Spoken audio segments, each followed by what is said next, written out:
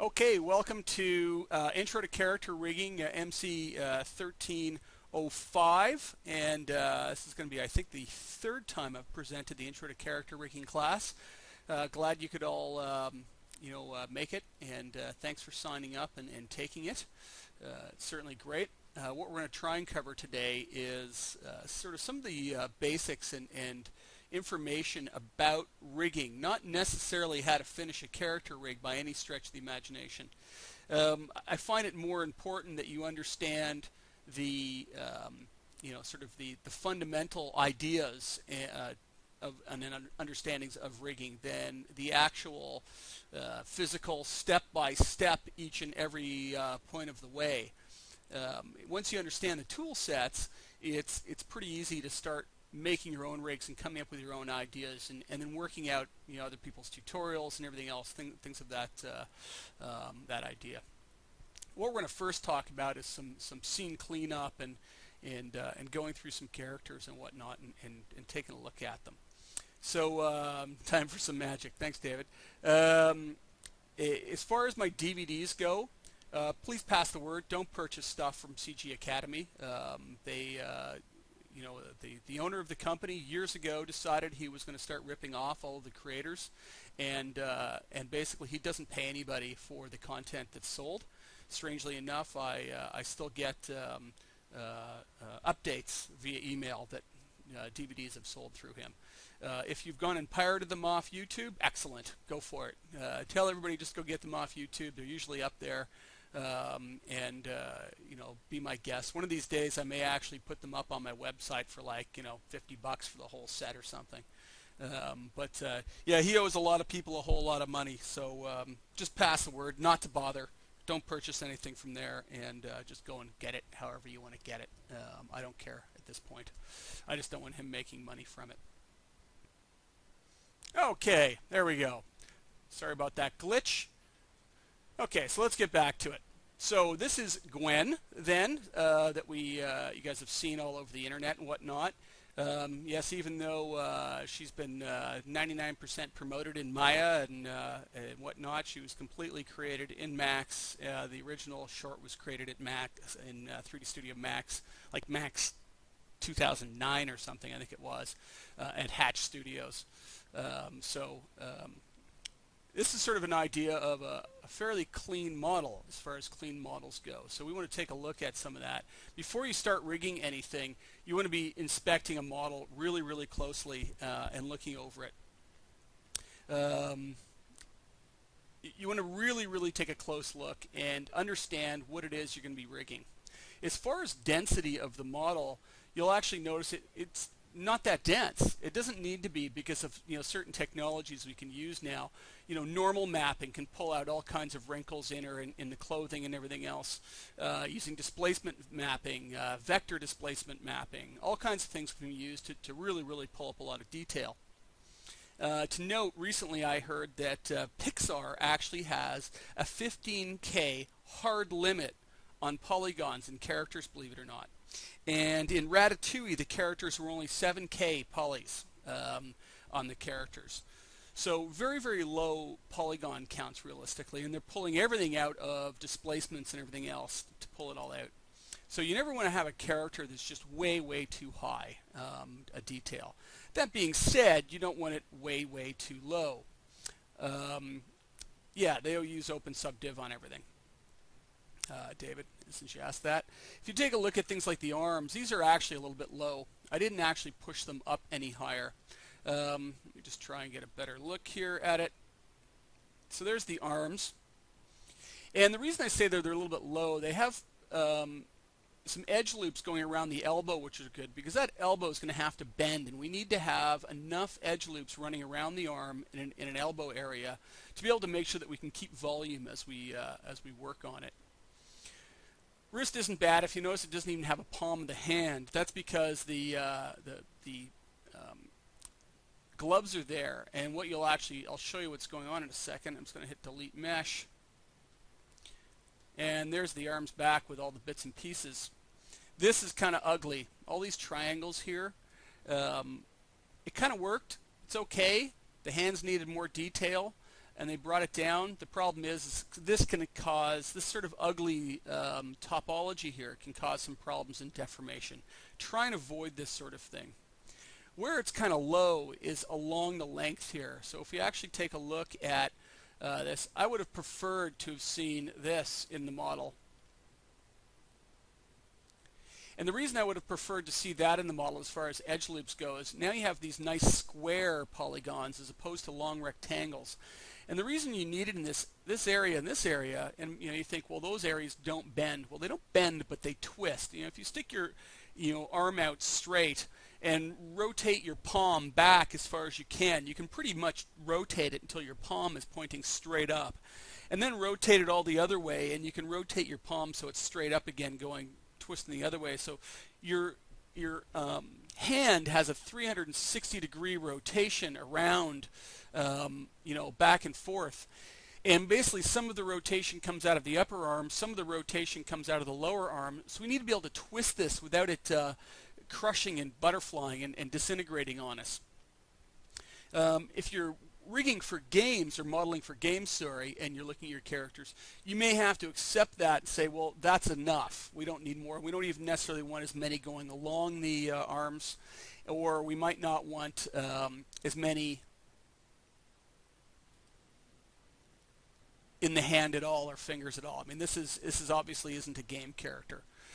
So that becomes a consideration there, but note that when you do that for game models and have to rig them, you're going to run into limitations. And I've had game companies have me rig for them. They send these models and I say, can I up-res it a bit? And they say, no, I can't go any higher.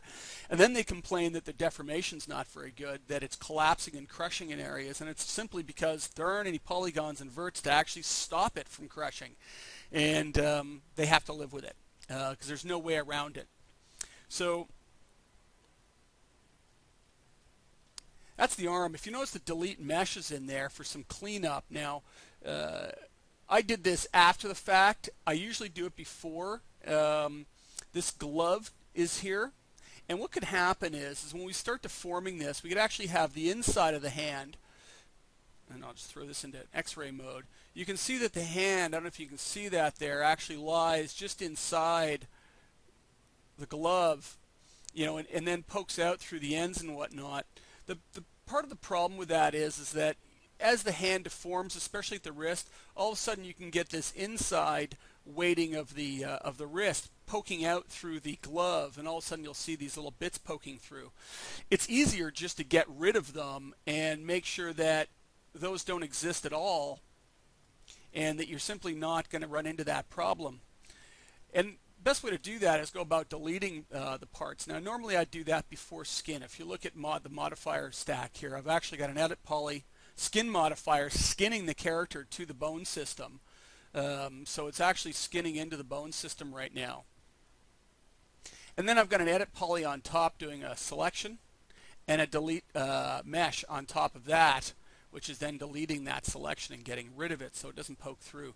The reason I've done that on top is they weren't sure whether or not they wanted to be able to pull the gloves off the character, and I wanted to provide them a really super simple way of doing that. All they have to do in this case is just turn off the delete mesh, and they get their hand back, and they can deal with it that way. So often in production, I'd want to actually do that all down at the edit poly level, get rid of it, and just have a skin modifier above it, and probably a turbo smooth on top. So going around and checking all these layers, here's another issue with this character. She's got a pile of layers. As a beginner rigger, don't get into this. This can be a real nasty nightmare to have all these bits and pieces. And you can even see that buttons are individual, and that's because they're have to be weighted separately. It was easier to do it as separate bits. If we get down to her body, which is, this is her shirt, one of the issues with working on her is that she's not symmetrical, so you have to do a little bit extra work.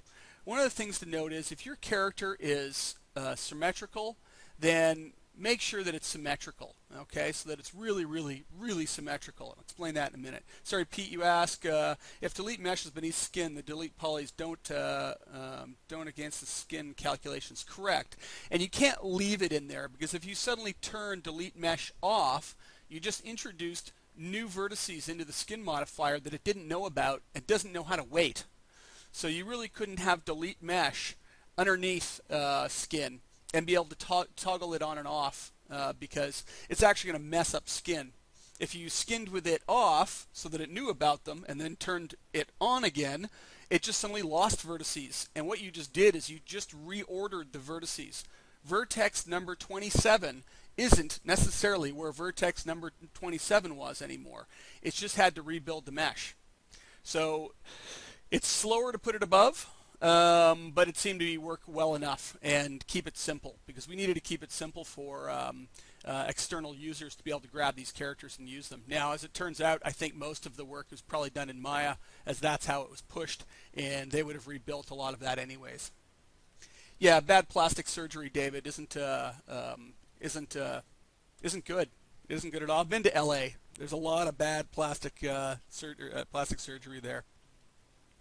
So let's take a look at sort of being symmetrical. I'm just going to turn on the grid. One of the things I do is go wireframe. And sorry, I'm going to stare at a crotch here, but I go in close, and if you actually look, and I go right in, you can actually see that we haven't actually got a perfect symmetrical center line here. You can see those two lines coming apart down the center here. It's pretty darn close though. But what I want to make sure that is that since those pants are symmetrical for the most part, except for the pockets, I want them to be completely symmetrical. I don't want them to be they're kind of sort of close, they're okay, maybe just some random vertices pulled it out that don't really do anything or need to be. It would be better to do that with displacement maps or something else.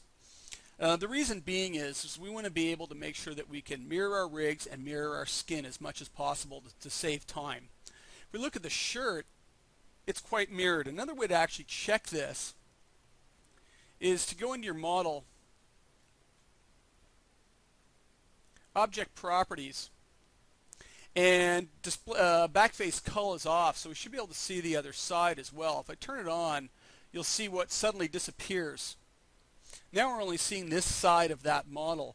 So really when I go and turn that back on again, the simple fact that we suddenly see a bunch of other vertices means that her jacket, or her shirt, sorry, isn't symmetrical either. There's actually all kinds of parts on it that aren't. Now again, this was a design choice that was made on this character to make sure that she didn't look symmetrical. It makes her look more natural, obviously, but it did cause some extra work when it came to the skinning process because I had to skin and correct both sides. Again, if you're doing fast productions, TV productions, you got simple cartoony characters, can they be done completely symmetrical to speed up that skinning process? The face in this character is completely symmetrical. Again, I'm going to say front and just make sure my grid's on again, and I'm going to go wireframe. Oops, got out of front again. And if you look at the face, it's a mess, and I didn't bother cleaning it up. You can see that the center lines are all over the place on it. Yet realistically, this is a symmetrical character. So this, not being symmetrical, not being lined up, has just caused me double the amount of work when it comes to setting up the face. So it just increased modeling time for facial targets by 2 times because I have to basically create each one separately for right and left. Or jump through a bunch of hoops to do it, which are other ways of dealing with it with skin wrap modifiers and whatnot. That more of a sort of an advanced way of dealing with it. Make sure this sort of stuff comes to you clean. That again, if you got a symmetrical character like this that's supposed to be completely symmetrical, well then it should be completely symmetrical. And I think what you're actually seeing here is the skin modifiers actually pulling it over for some reason. This is just one of the ones I grabbed. It looks like it might actually be pretty symmetrical. It's pretty close. So that's going to save you a whole bunch of time making sure that those things work and are functioning the way you'd expect them to.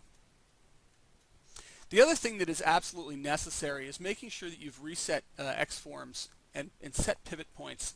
This is going to save you a huge amount of time, and I've got another model set up that we're going to skip over to. I want to show you what this actually does. If you'll notice that all of my parts basically have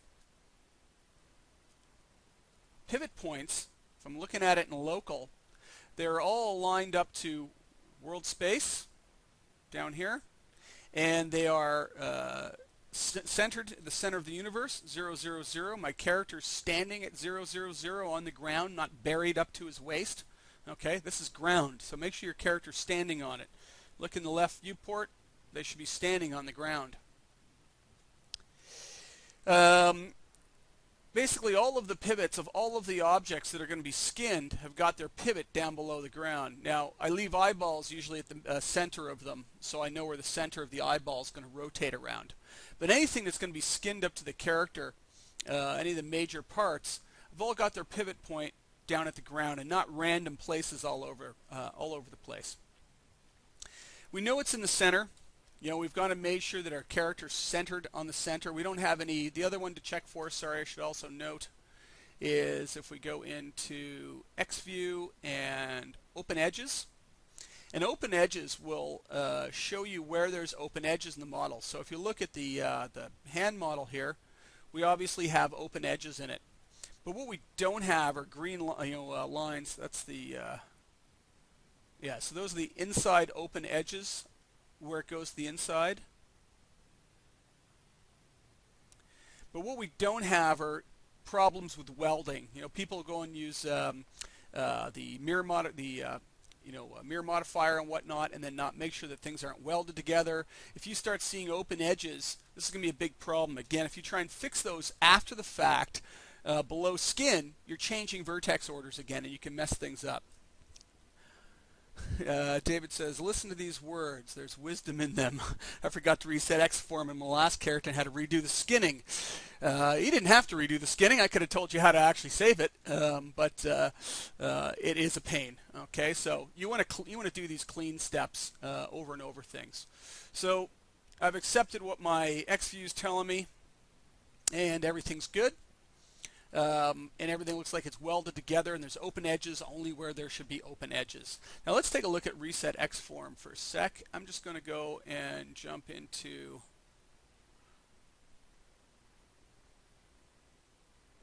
my Walter character. So this is the character I'm using for this, just because it's super simple and nothing's going to get in our way. Good enough to explain it all. If I just go to local, you're going to see some interesting things happen here. One, I'm in local view looking at the pivot of the body.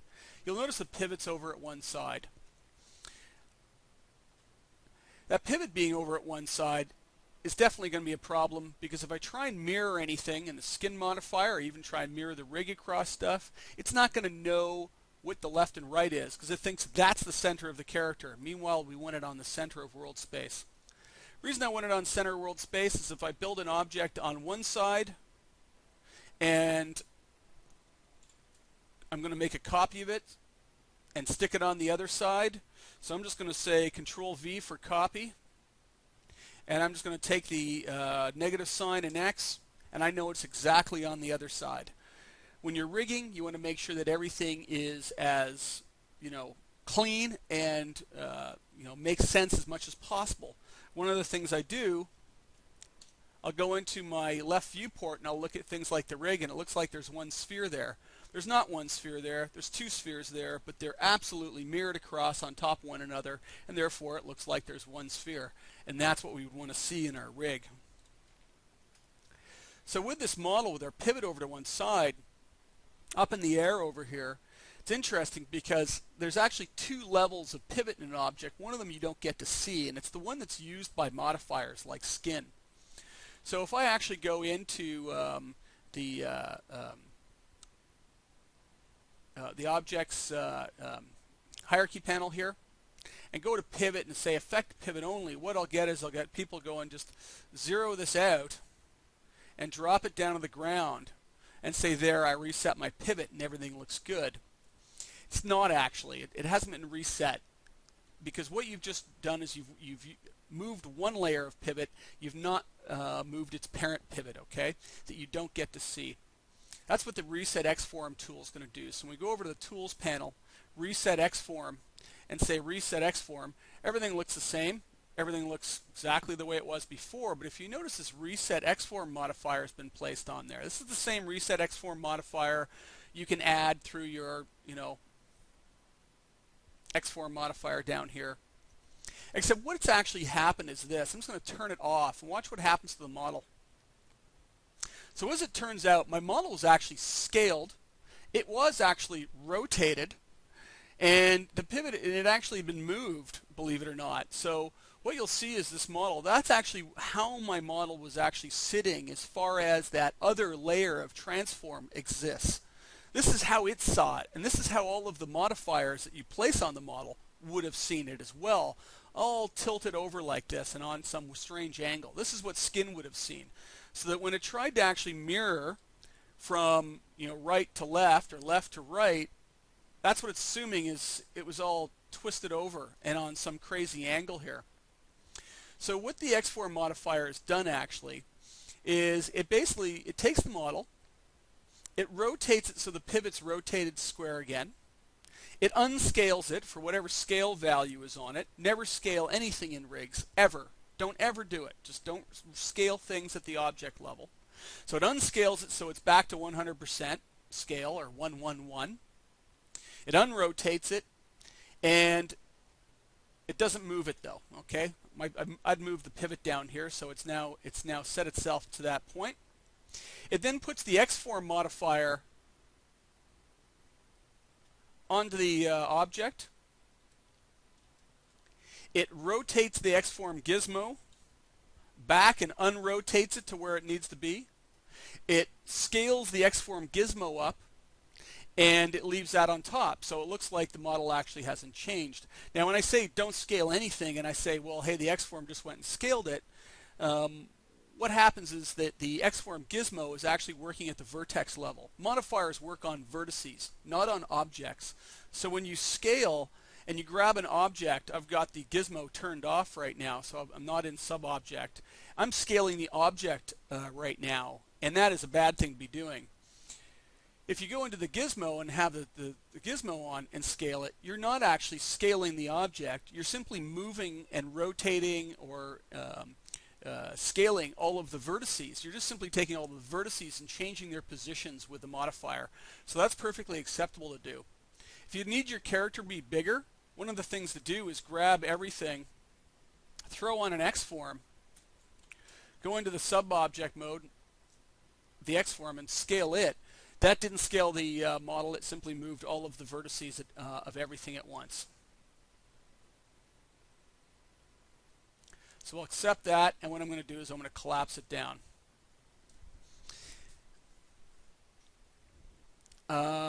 David, you asked on top of the rig question. What's on top of what? The X-form? The X-form gets put on the model and collapsed. That should be done before any skinning or anything else is being done to it. If you've forgotten, you can easily reset X-form, drag it below skin, and toggle on and off always to form. We'll get there, and I'll show you where that comes into play. And you don't have to reskin anything if you suddenly figure out that your pivot was in the wrong place and that you've forgotten things. Best thing I can suggest is you make a checklist and go through the checklist on every character. I do. I've been doing it for 20 years, and I still do. So let's say you have a complete skin character and need it to be bigger. Good luck. Now you have to scale the rig. Bad idea. You should have skinned it to be bigger. Okay? You can do it, and it's certainly possible to set your rig up so you can scale the main coin, but you just scaled everything going into production. So that means you're starting production with your rig scaled. Bad idea. What I suggest is you make sure it's the right size to begin with, that all of your characters are lined up in a lineup and rigged at the correct size. And if you need a character to force perspective to be bigger, then go ahead and you can scale that main coin to get it to look that way. That's acceptable, but you shouldn't be starting it somewhere at some random scale value, because at no point in time can you ever know what size the characters should be. You got 20 characters in the scene. All of them have different scale values. They've all now been scaled by the animators at some point, and you need to get them all back to their starting point. What was the value? We don't know. So it's always a bad idea to go down that road. So that's pretty much sort of cleanup that we need to deal with. Anybody have any other questions for cleanup before we move on to starting to lay in some systems in here?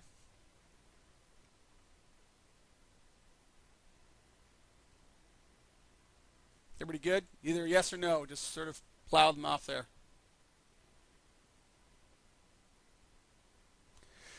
So to scale the character, better to animate with the default scale and then scale the point cache. You could if you wanted. You can also just scale the root node of the character, David.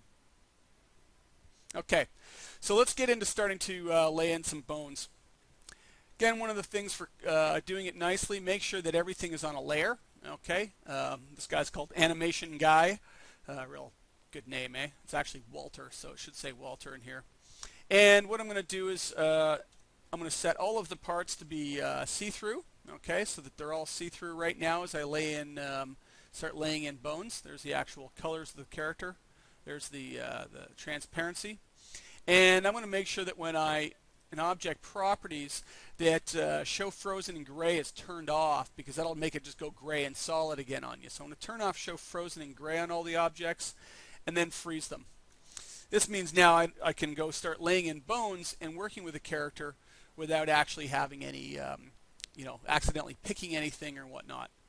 I'm going to go in and create a new layer, and we'll call him Walter, and this will be rig. And I want to drop everything on the rig layer as I get going here and make sure that it's all in the right places. I got to tell you, one of the biggest things I see new artists doing, especially you students out there, is not naming stuff, not organizing stuff. And the comment I get is, gee whiz, I'll fix it later. No, you won't. You'll have thousands of pieces in the scene and it'll be a bloody mess and it won't happen. Fix it as you go, okay? I harp on my students at that when I teach that you got to fix it as you go, and you got to make sure things are clean as you go. It'll make everything go easier and faster. So what we're going to do is we're going to start working with some bones and setting up bones. Now, the bones, I'm just going to slide this over, under System, Bones, have got a default size. And what I usually do is try and make sure the default size looks something decent to start with before I get going. And we'll call that maybe a decent size, maybe a 0.8, a little bit smaller. That's pretty good. And we'll start laying in some bones and working with it from here. Now what you need to decide right off the bat is where the waist of the character is going to be.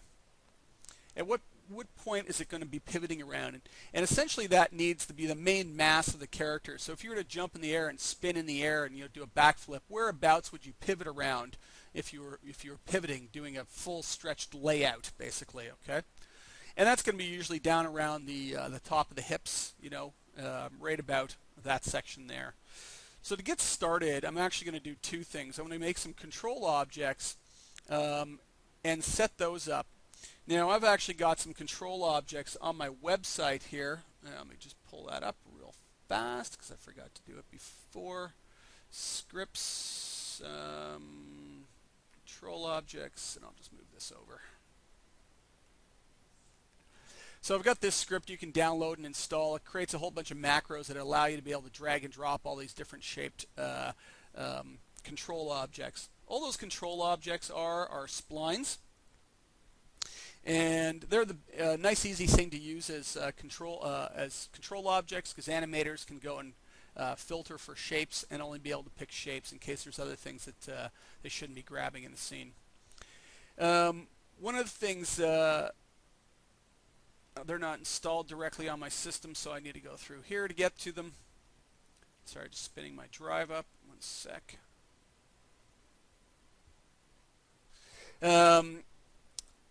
One of them is actually called the coin, and the coin will actually allow you to type in a name and then drag out a control object with a name already in it, just to make it fast and easy. And again, those come up as a macro if you get them off my site, not in this massive rigging tools.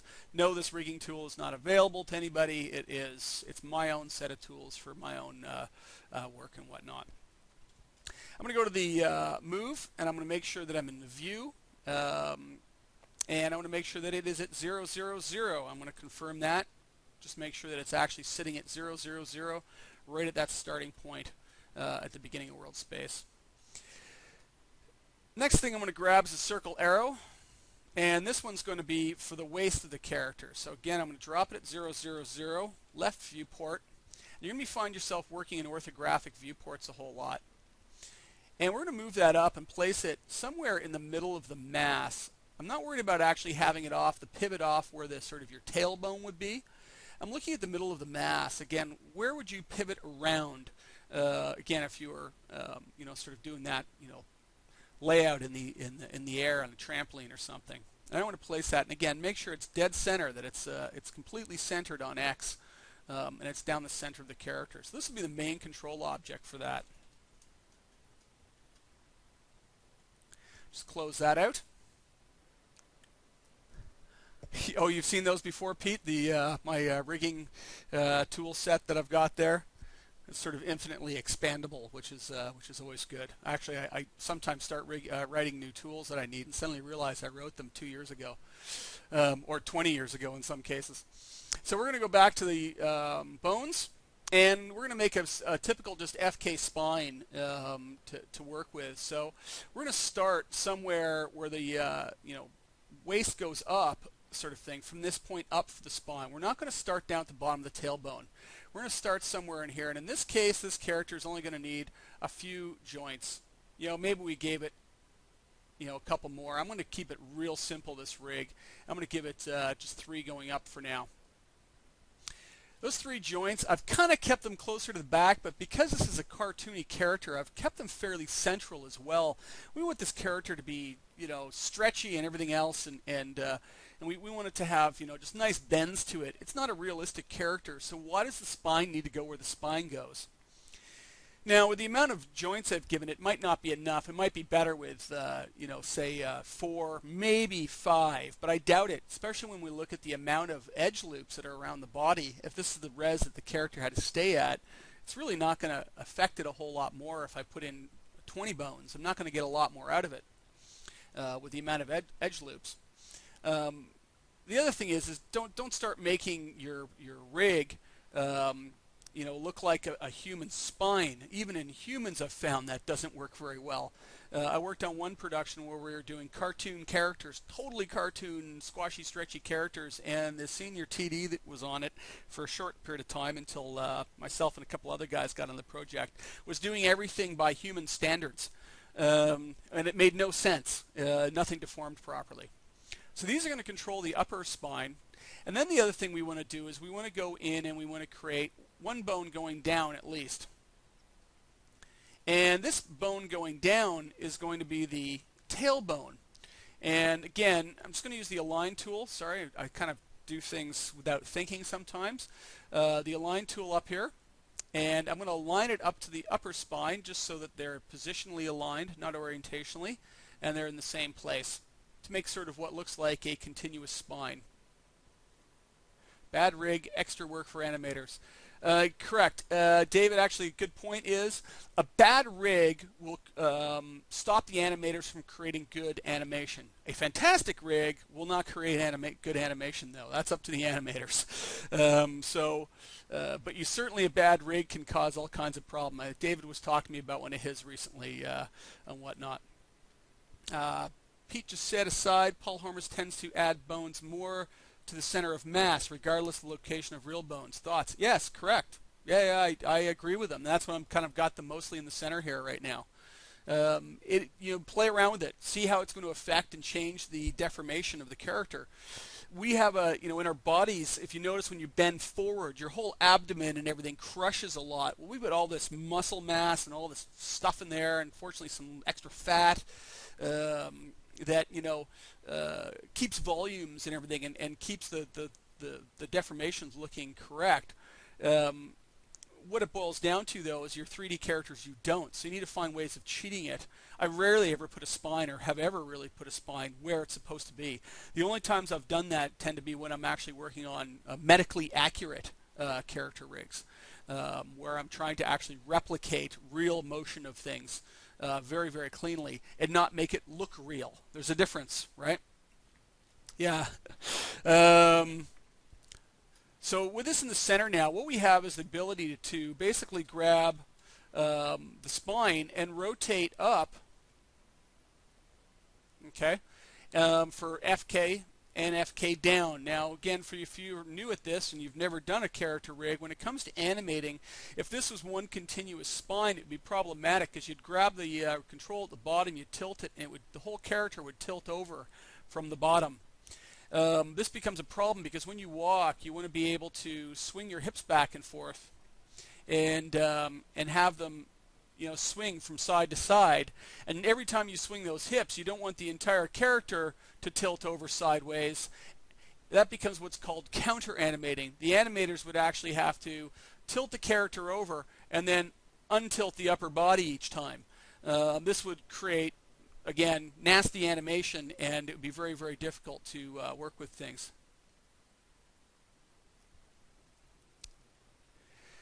So what we want to do is the fastest way to rig this. I've done it all kinds of ways in the past, but I've kind of now resorted to the simplest possible method going.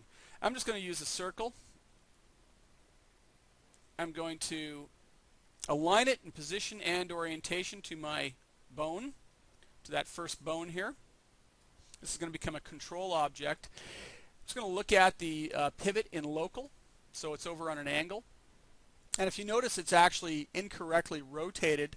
We can sort of rotate it back a couple of ways. We could actually use effect object only, or one of the easiest ways I find to do it is just with an X form. So it's foolproof. I know it's not affecting the pivot of the object in any way. It's just going to move all the vertices.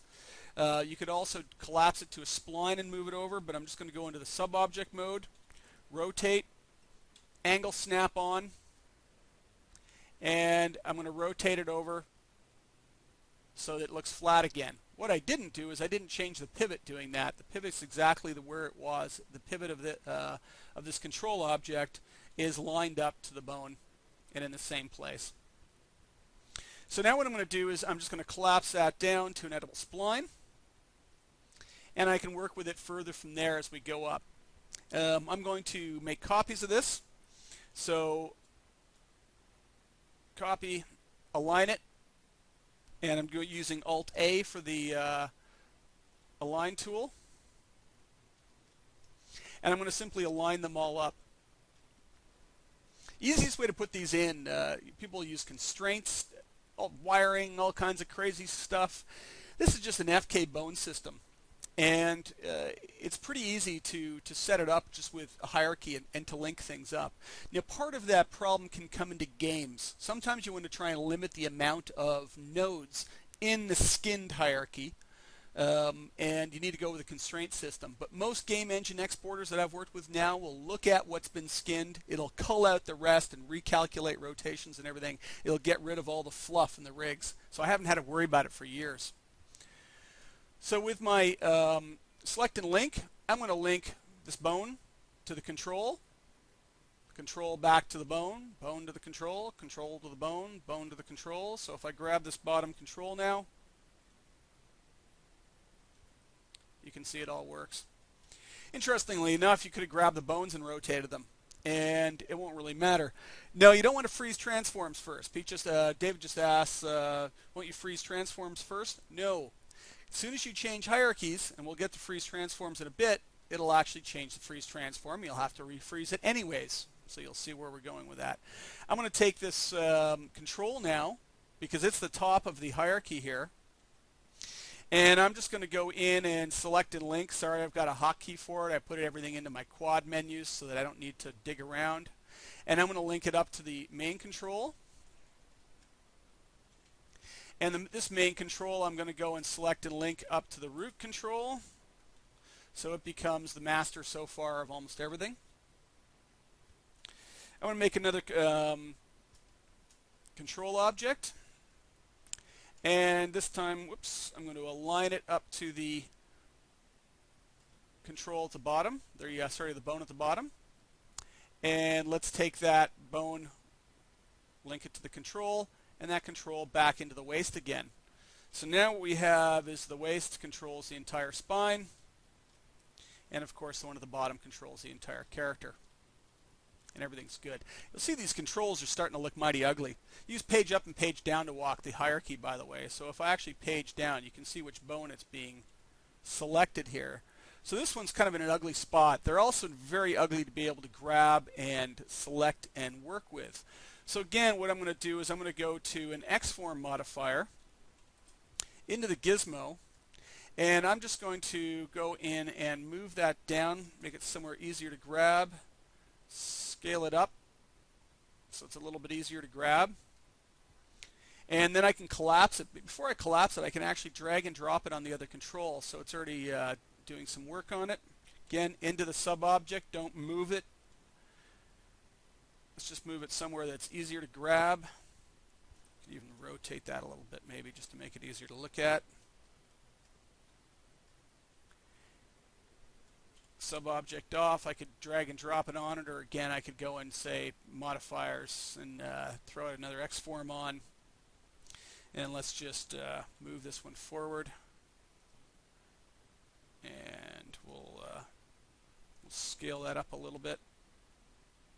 I'm just going to drag and drop that onto the one above, and actually just scale it down a little bit maybe, just to make them easier to grab. Now, because the X-form's on there, that's going to look pretty ugly when the animator grabs it if they're in the Modify panel. So let's just make sure we grab all of those, and again, convert to an editable spline so they're all collapsed back down again. So that's if you notice, the pivot of the object is at the pivot where we originally left it, and everything's working. So you're talking about resetting transforms, and that's what we're going to do now is reset transforms on this. Essentially, that's our spine done for a simple FK spine. Let's talk about IKFK first. How's that? And deal with IKFK solutions. Does anybody not know what IK is? Sorry, who is the beginner there, student? Does everybody know what IK does?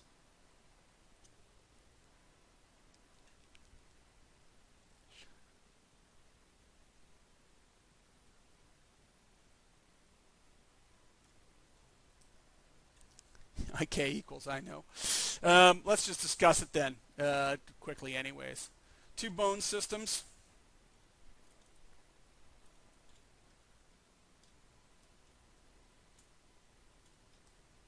We'll get to putting the solvers on in a bit. This one's now IK. It means that it handles a solver that allows you to be able to bend a joint and have one end or the other end stick down. Inverse kinematics is what it's called. The other one is FK. You grab joints and you rotate them. This would work very poorly for a foot, but for arms and spines is what the animator is going to prefer, because this, what you tend to get in animation is really nice rotations. So if we wanted to have nice rotations going on, you'll see that the object's going to arc through those rotations very cleanly.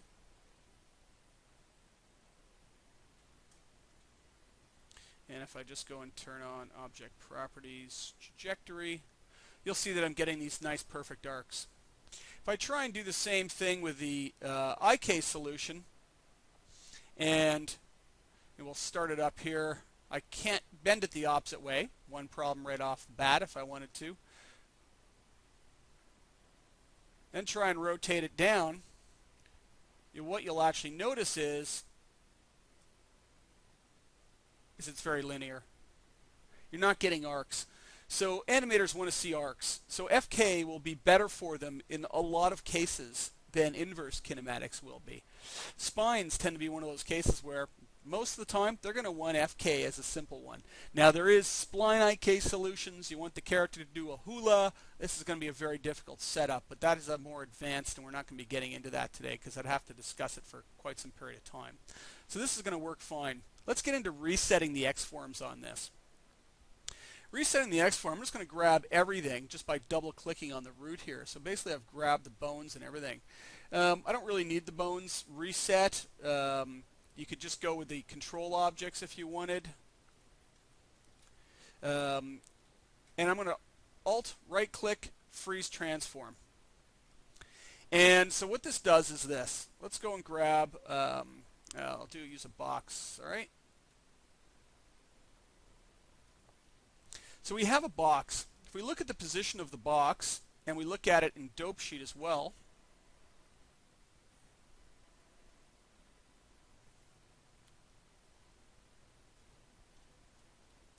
you'll see that the position of the box currently is 32 in X, negative 0.2, right, whatnot in Y and Z. I'll rotate it over. You'll notice it has a rotation value on it now. And one of the common misconceptions is people want to be able to throw things into local and say, well, gee whiz, I'm working in local mode now. There is no such thing as local mode. It's a working mode for the end viewer on screen. The only thing that really that matters is parent. Okay, and that's really what the values are being shown here. It's the parent value that you're offset from. In this case, the parent, because there is no parent, is the center of world space, 0, 0, 0. So this object is moved over these coordinates and rotated off that point into those coordinates. If I freeze transform on this object and say freeze transform, you'll notice the box didn't move.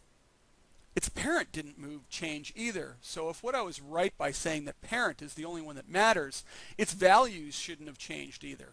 And in fact, they haven't. If we look at the frozen position, and I don't like this when the frozen position uses a position XYZ controller, so I'm going to make it a little more clear and say assign controller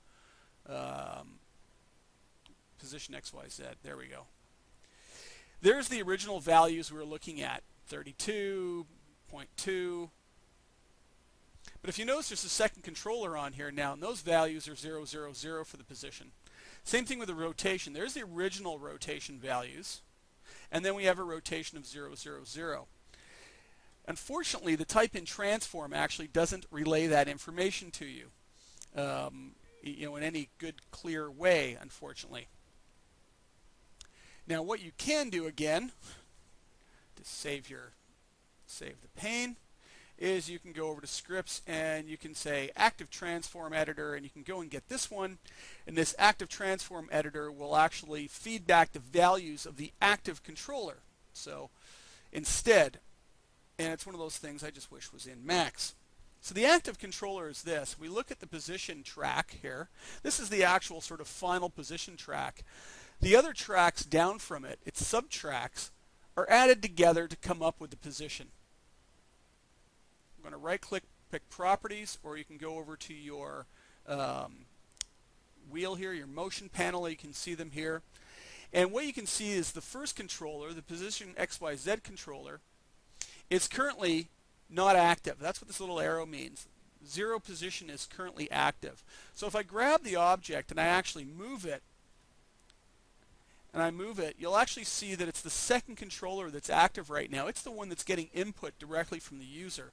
All of the tracks add up still to get the final value, but you'll notice that that second track is the one getting the value change. So the nice part about that is, and I'll rotate it as well, you'll see the second track's the one that's getting changed. I can right-click again and say transform to 0 or rotation to 0, and the object will pop back to its 0, 0, 0 position. Not 0, 0, 0 world space, just a 0, 0, 0.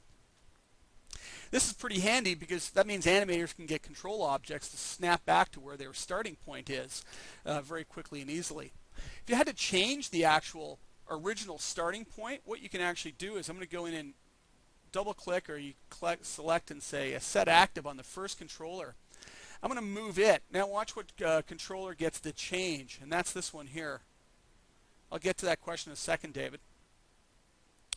And I make the second one active again, so I can go back and make changes to it, and you'll see the second controller is getting changed, and if I transform to 0, it'll transform back to that new 0 position that we've just set by just changing the controllers. The other way to do it is say, well, you know what, I want this to be the new location for its default, and freeze transforms again. What that'll do is it'll blow away all the animation keys on it and whatnot, rebuild the controller stack, and this is now the new location for it. David, you just asked, somebody said at CG Talk Max Rip Forum that freeze transform is slow and buggy. Said one can build a custom freeze transform to 0 the transforms just by parenting. I've never had a bug in it. I've never seen any issue with it since it was added in Max 4 or 3, whatever it was. So I have no idea. What I suspect is that person doesn't know how to use it. Who said it? I guess, this question. But no, it works fine. Well, Dennis has his opinions, that's for sure. It's not buggy. I've never seen a bug in it. Matter of fact, you can go look at the code. It's all done in MaxScript. There's nothing wrong with it. It works perfectly fine. Now, that being said, I've written my own as well, but I don't think it's slow. Is freeze transform slow having those extra controllers? It probably slows things down a little bit, and you can do it with parenting. I do that as well. It depends. Depends how you want to deal with it. If you want to work with the custom tools, all custom tools, then you can write your own systems, and certainly they work perfectly well. So, not scripted. No, I mean I script the not script controllers, David. I write the I script up the tool to set the controllers, not a script controllers. Different, right? I write a Max script to do it. This tool here is a Max script, by the way. That depends, David. Let's not get into that at the moment. Sorry, which ones are the slowest controllers? Scripted ones, if you write them poorly, yeah. If you write them correctly, they're just fine. I use tons of them. Okay, so since we've done this, then we should be able to get and grab each of the controls. We can rotate the character over. We can go and say Alt, transform to 0, and snap the character back to its starting point. That's what the animators want to be able to see. So that's something you want to work with. Now, what he's talking about, David was suggesting there, and what Dennis was talking about, and saying things were, there's another way. The other way is to make sure that you actually give objects a parent. And again, remember I said everything worked in a parent mode. So let's go for that, back for that box again. And let's go and take that box, and we'll move it, and we'll rotate it, and we'll take a look at it in the dope sheet, and we can see that it's got values. So what I'm going to go then is just go and create a point helper, let's say. So let's create helpers, point. I'm going to take that point helper. I'm going to use my align tool again and align it up to the box in position and orientation. Watch what happens to my values here. I'm going to link the box to the point helper. Watch what happens to the values.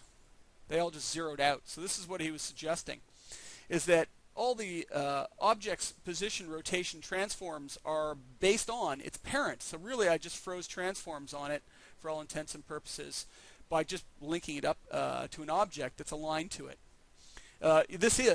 He's correct in saying this is faster. I have lots of list controllers and rigs and don't have huge speed issues in my rigs by any stretch. So this way works just fine. This means that I can grab it, move it, rotate it. The only problem now is if I use the transform to 0, it'll go, hey, it wasn't frozen. So what you need to do now is you need to be in parent mode. You need to go down here and you need to zero out those, and then you need to go to rotate or position and you need to zero out those, or you need to write a scripted solution for your tools to be able to do that. So there's no quick and fast way of handling that like there is in Maya. Again, you can go to my active transform and it'll actually deal with that as well. If there's no list controller on it, it'll deal with it. So that works perfectly well too, and I tend to do that in rigs as well. I'll tend to give each and every single one of my control objects a parent object that is aligned to it in the rig. And one of the hassles of that is setting it up. If you're from Maya, you know there's a group function. No, it doesn't look like this group function. It does what I just did with that point helper. Well, once again, back over to my scripts. If you take a look at mgroup, mgroup basically is does what the Maya tool does. It's got more options though, or more capability.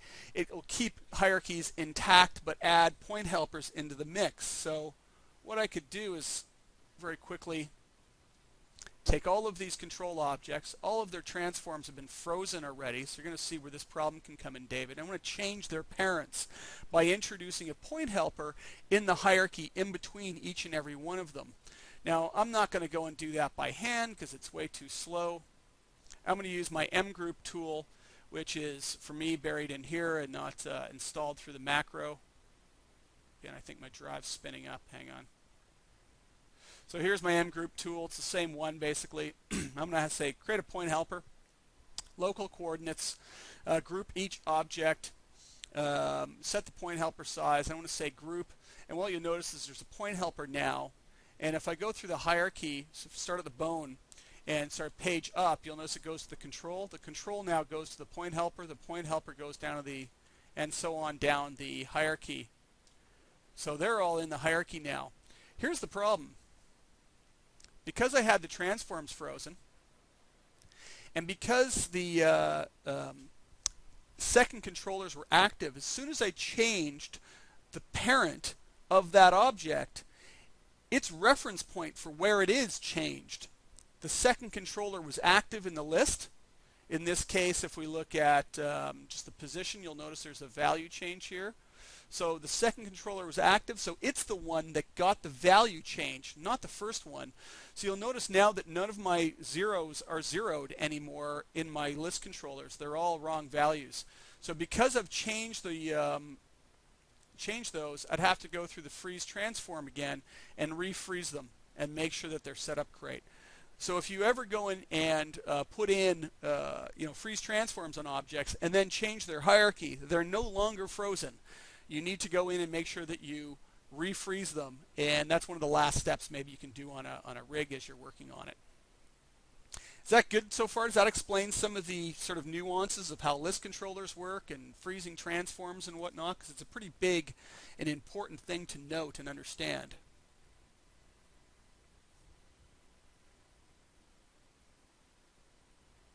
Everybody else? Or is everybody else asleep? Was this any new information for anybody? Yeah, I'm going to save the recording out. Recording for an hour. Quick question, Pete? Yep.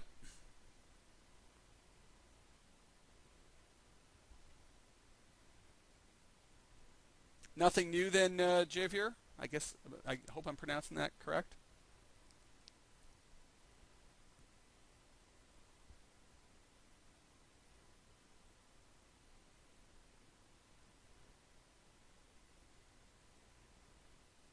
Pete, I expect that you're typing. Okay. There are some things you should freeze and others not in a rig.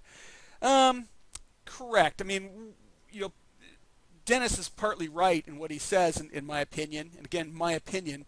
Dennis certainly knows what he's doing in saying that you're slowing things down by introducing stuff that doesn't need to be there. That's one of those things that doesn't need to be there, are list controllers. It shouldn't break anything. However, if you wire one thing to another, for instance, you've got a box, and you go through the process, and I'm going to do wiring again soon, so we go in and wire up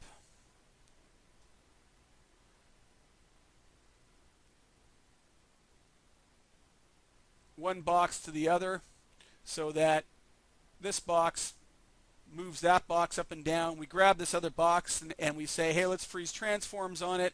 Well, we just rebuilt the controller stack, so we just broke the connection. So if you're wondering about breaking things, that's a point where you're going to break things. So it's something just to note. Be careful at what point in the rigging process you're in.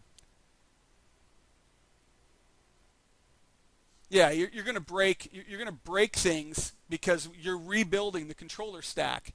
Again, this is where I'm careful where, again, Dennis knows what he's doing, and I'm not saying that he doesn't, but when he says it's buggy, is that what he's referring to? That's not a bug. You're purposely replacing the controllers. That's not a bug in the tool. That's the way it's designed to work. So you're actually replacing the controllers, and you're going to break it because you've said, that's what I want to do. I want to replace all the controllers. So be careful and understand what you've done and how it works. And that's what I'm trying to explain in this class, is how things work and not just steps to make a character rig. Once you understand how things work, hopefully you can build your own rigs that work well. Let's just take a quick break, and I'm just going to get a drink of water and save off the captures here. You say his name like Ravier. Right? Is that correct then? Ravier? Okay, I'm going to save off now anyways. Okay, be right back.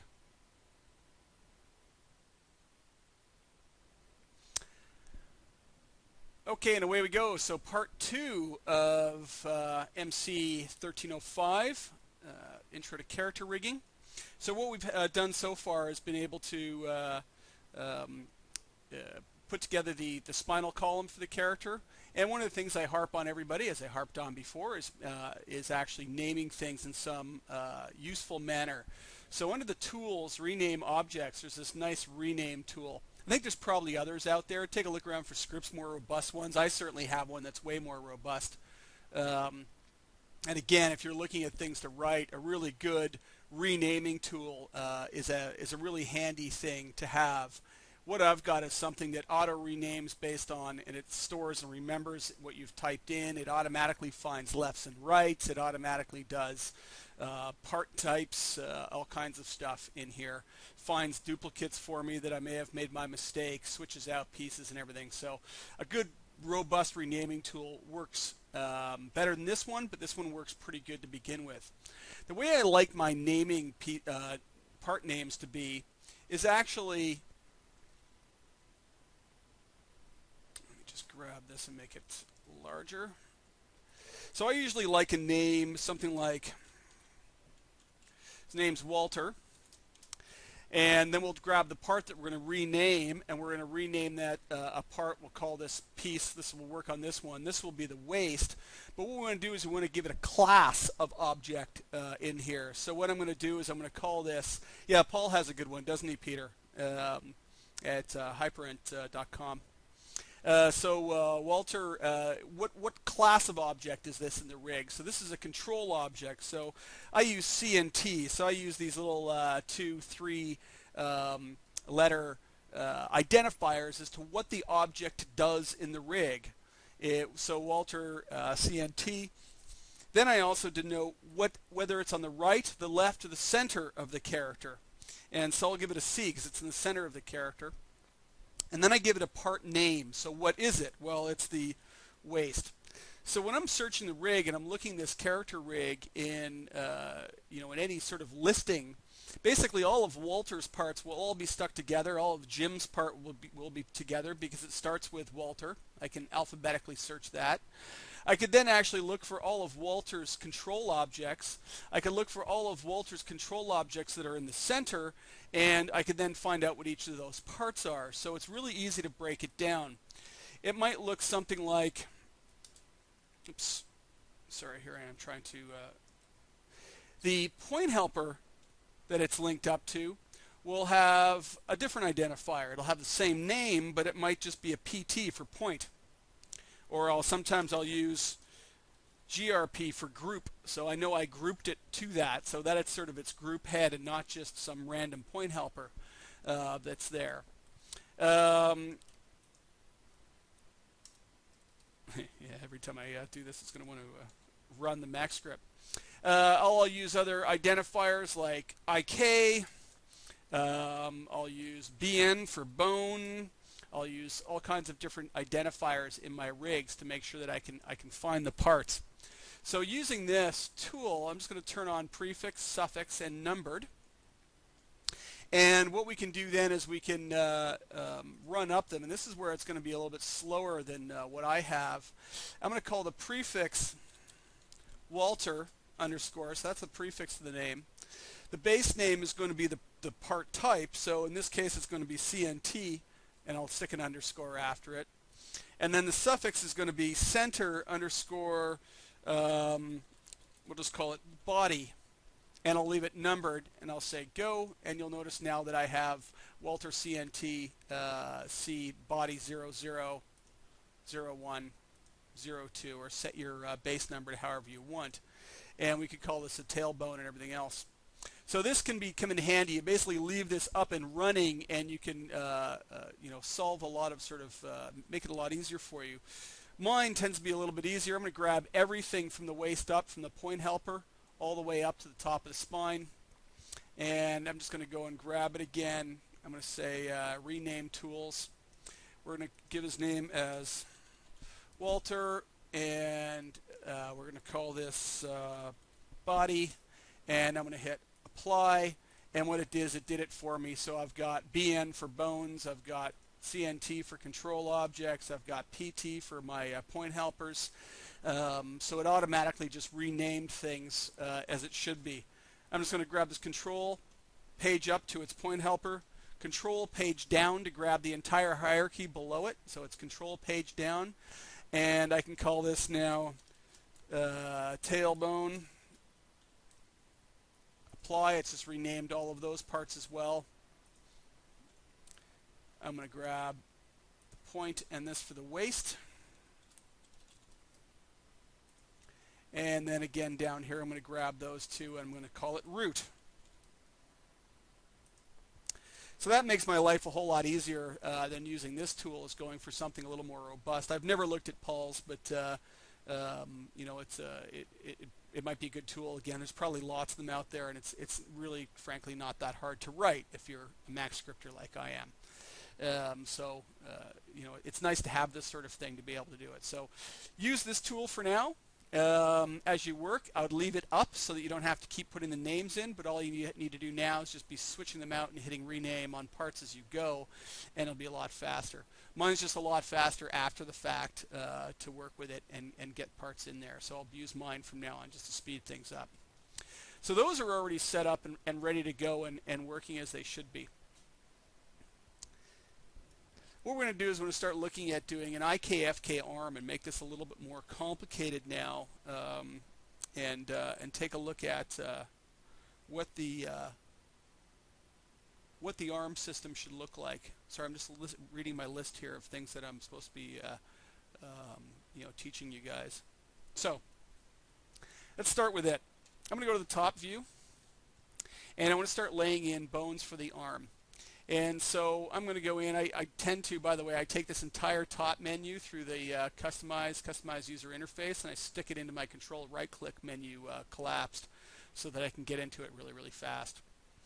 And it just makes it easier because I can say create system bones, and I'm going to give it, I'm just going to do it off here so you can see it. I'm going to give us a collarbone, an upper arm bone, a lower arm bone, and I'll just give it a hand bone for now so we can see it this way. Into my left viewport, and let's move that with in the view coordinates. Let's move it up to where the pivot for the arm should be. And again, this is one of those things that forward backwards, if you check where our clavicle is, they almost touch in the middle. I mean, they're probably about an inch apart right in the middle of your, you know, right below your neck. Is where your first joint of your arm really comes together, and they're right at the front. They're way out at the front of the body here. Again, what I find is if you set this up this way, you're going to have problems, especially in a cartoony character. This becomes one of those things, and I think somebody said it there, that Paul will tend to say he tends to center bones inside of meshes a lot more as well. And I do as well. You tend to get better deformations, and certainly on cartoony characters. Only on really realism, you know, characters, again, the medical ones I've done, am I putting it in the correct spot. So I want to set that sort of up and down and forward. He doesn't really have a neck, so it's somewhere in there. It should still be pretty close into the center, so I want to move it into the center. And then we're going to start moving the rest of the bones into place. Now we can do that a couple of ways. And one, I'm going to rotate this joint down. Now we need to take a look at our shoulder joint and get it over to where it's supposed to be. I'm going to say local, or I could keep working in view if I wanted. I'll move it over. And we might want to stretch it and have it in another location. Now, so when you're working with bones in Macs, you can't actually stretch that bone unless you do one of two things. First off is under the bone tools. So as soon as you start working with bones, you should work with bone tools. We didn't do this in the spine just because I kind of got them right to start with. So bone tools allows us to be able to work with and manage all of our bone properties and whatnot. One of the ways to start moving around your bones and allowing them to stretch is turn on bone edit mode. And it isn't something I use all the time, and I'll show you why. So what we can do now is we can actually stretch and move it around. You'll notice the children aren't actually moving anymore. Okay, so the children are no longer being affected. And we're going to try and start moving this in there. So I'm going to stick that joint in place. I'm going to grab the elbow and I'm going to move it in place. It's going in here somewhere. And then I'm going to go grab the elbow, or the wrist, and stick it in place. And you can see it's actually kind of creating a bit of a mess overall as to where things are going. Like total mess in some cases.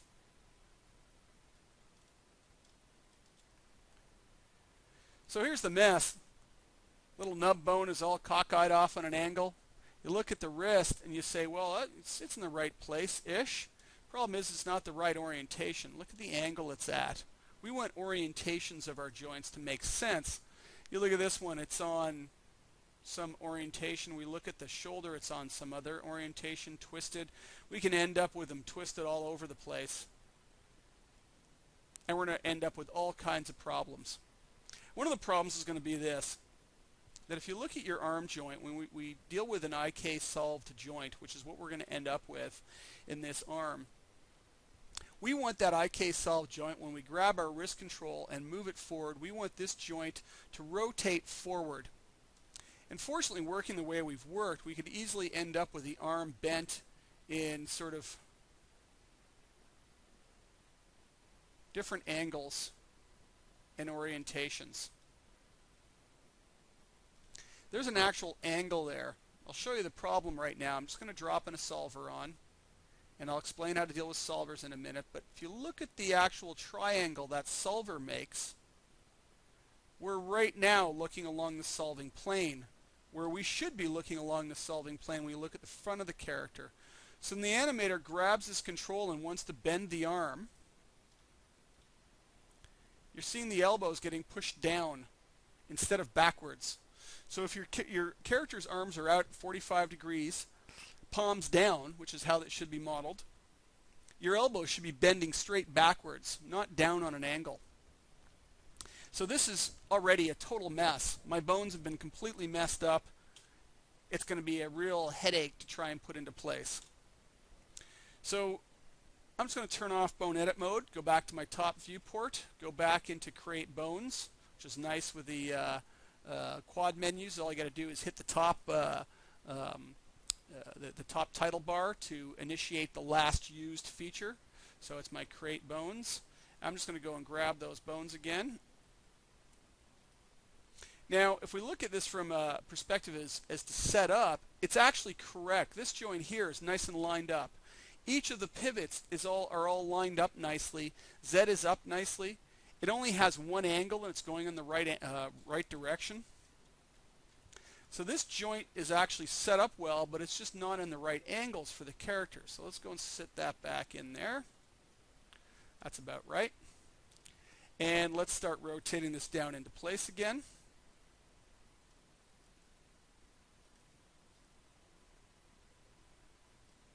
Get that shoulder about the right place. But now I still need to be able to stretch this and put it in the right location. So what I'm going to do is I'm actually going to make sure that I'm working in local mode, select my entire hierarchy, down to the bottom of bone tools, and turn off freeze length. That's the thing that's stopping the bone from stretching, okay, as we're working with it, as we're just grabbing and moving it. So I don't have bone edit mode on anymore. So you'll notice when I move a child here, or a parent, all of the children go with it. So that's completely different than bone edit mode, where that doesn't happen. So now I'm able to place it and keep all the others aligned up to it properly. So what I'm going to do is I'm going to get that shoulder joint where I think that shoulder joint should be.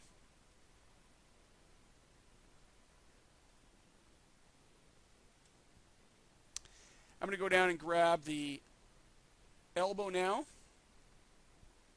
and move it into place. Now what you'll see is that the whole thing is on a bit of an angle.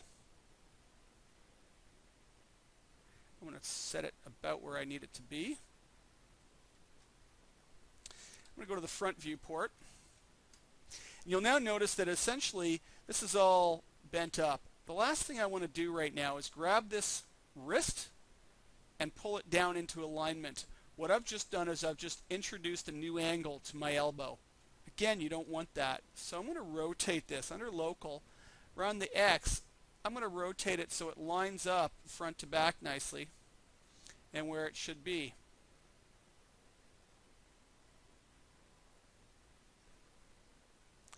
Now I'm going to grab my wrist, and in local, but only on the XZ, or sorry, the XY, sorry, right now, I'm going to move it in place. At no point in time do I want to grab this and move it on the Z. If I move it on the Z, I introduce that new angle again that I don't want. I just want to make sure that it's always staying angled forward. The hand, I prefer to have this first joint lined up with the forearm. So I'm actually going to align it. Notice it jumped way up here. I'm going to turn off position, just leave rotation on, and just leave that hand bone sitting down there. So let's take a look at this. In the top view, you'll notice that my elbow is centered properly, but in the front view, it's not. It's actually down near the bottom. You could say, well, hey, hang on, Paul Hormus said to center it, and so did Paul Neale, and it might be the best place. On this joint, it doesn't matter.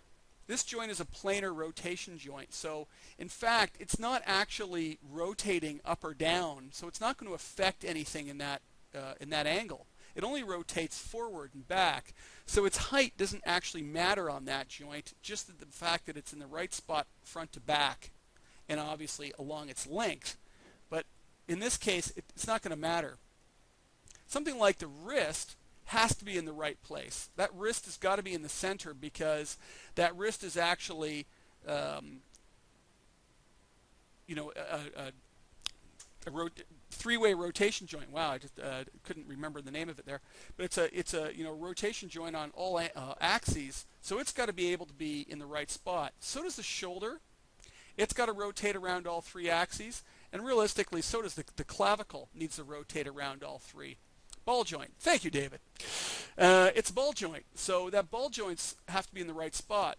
This is a planar joint. It doesn't need to be in the right spot on one axis. So always concern yourself with that, because what somebody might do is they would say, well, it's not in the right spot. I'll turn on the bone edit mode, move it up, and what did I just do? I just introduced as an extreme that new angle again, and I've made my IK solver bend my elbow up and not backwards. So we're going to put that in and just leave it there. Something, if you notice now, the bones look really odd. See this triangle here and this triangle look different? And as we go down, they'll probably be all different sizes. And that's because we have freeze length off. In bone edit mode, when you do it, it actually doesn't affect this stretching of it, okay, the same way. So what we've just done is we've actually introduced a scale factor along the length of the bones for in the stretch transform matrix. Another layer of transform matrix for bones, stretchy bones and stuff. We want to make sure that's reset and we don't have any of this. So one of the things I do before I start rigging, I grab all my bones down to the bottom, reset stretch, and just watch this joint pop. You'll see it pop back, and it's reset the stretch matrix again. We want nice zeroed out values. We want everything where it's supposed to be to start with, and not arbitrary values and whatnot. The other question I get all the time is, of course, now I want to be able to create the other side. I want to rig this whole side, get it finished, and then drop it on the other side. Well, you can't. You need to really rig both sides, okay? So what we're going to do then is we're going to mirror this joint over. So I've got it picked. I'm going to say mirror, and it pops it to the other side. You have a choice of flipping your X or Y or Z. I'll explain that in a second. I'm just going to leave it on Y. And I'm not even going to try and get it on the other side. I'm just going to say OK. It's easy to get it now on exactly the other side. I'm going to pick the clavicle joint. I want to make sure that I'm in the view mode again. Go down to my X value. I'm going to get rid of the negative sign, hit enter. It's exactly on the other side. This is one of these cases where I should be able to go wireframe, look at my bones, and not see two.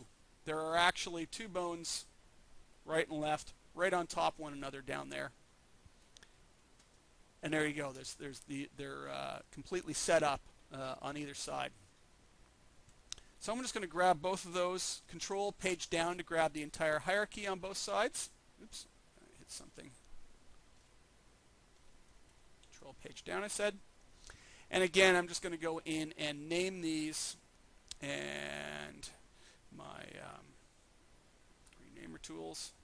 Sorry, spinning the drive up that it's coming off again. I should probably just leave it up. I should probably stop that drive from sleeping all the time. And I'm going to call this blend arm and say go. And the other thing I'm going to do is go to my color tools and hit apply. I don't know that my color tools are on my website actually. Let me just see that. Scripts, control objects. They could be in pen tools. I don't remember. Rigging utils. Hang on, let me just check and see if they're there. No, there's no coloring tools that I can see. Maybe they're in there somewhere, but I can't see them. What this just did is it just colored everything with port and starboard colors, green and red. And I have a tendency to do that on everything in a rig.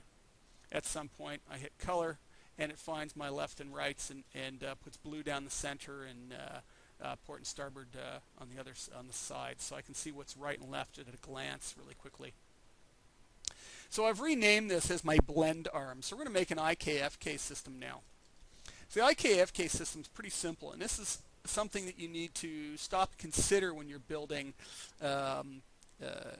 rigs, is that it isn't really complicated as you start getting and thinking about complicated rigs. You know, again, we all sort of complicate things in our head, especially when we're new at something.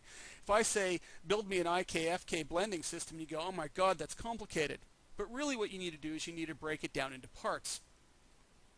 And as you build each part, you realize each part actually is very simple. We've actually finished this part of the arm here. This part of the arm here is the skinning arm. So we're going to skin up to this, or I'm going to call it the blend arm, and you'll see why as we get into it. So this is one layer. This is the layer that we're going to skin to and be skinned up to. I'm just going to make a copy of this whole bone chain. I'm just going to pull it out back just for sake of argument. And I'm going to make another copy. I'm going to pull it out front just so you guys see what's going on. And I'm going to change colors on these just so we have a real clear understanding of what we're working with. And I'm going to set that to like an orange color. How's that? And I'm also going to set a size change. So right now we've got our bone widths here. I'm going to change those up so that we can see them separated and a little bit easier. So this one's going to be a 0.4. And this one's going to be a 0.6. Okay, so when we get them back on top of another, we'll be able to see them. This front system here is going to be my FK arm, and the back system here is going to become my IK arm.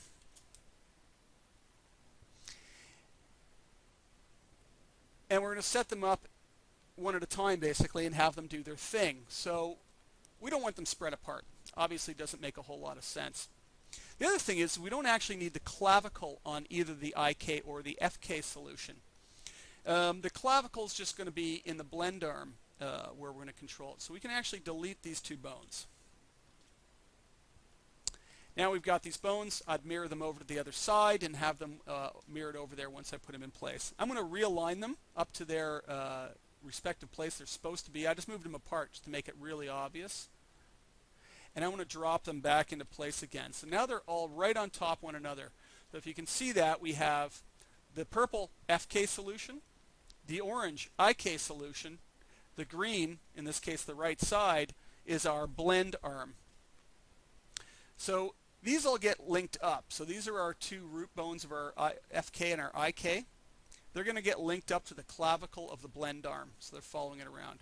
The blend arm is going to get linked into the spinal column of the character.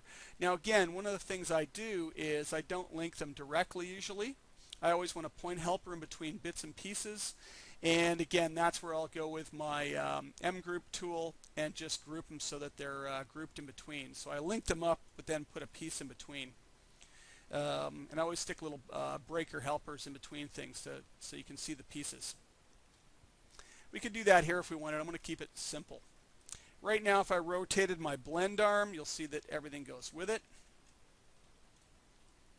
Our FK solution is going to be dead easy because we basically did it here for all intents and purposes.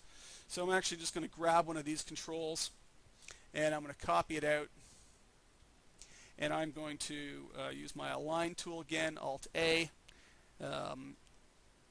and put it there. And let's just go and do parametric deformers, Xform, and believe it or not, I have a tool for this as well. So if you're wondering tools to write, again, what I've got is a nice little rigging tool, not available, sorry, rigging utils, scale, and I'm not actually scaling the object at all. It's actually what it's doing is it's applying a modifier to it, an Xform modifier, scaling the Xform modifier, and when you let go, it's actually collapsing the stack back down again, just to make your life faster and simple. I've even got a simpler solution of doing something like this again. Fastest solution for setting up a rig is to script it. I'm going to grab all three of them. They need to be FK. I'm just going to say, give me an FK control, and there, they're done. They're all set up just the way I did for the spine. Size is a little too small, so I'm just going to size them back in there.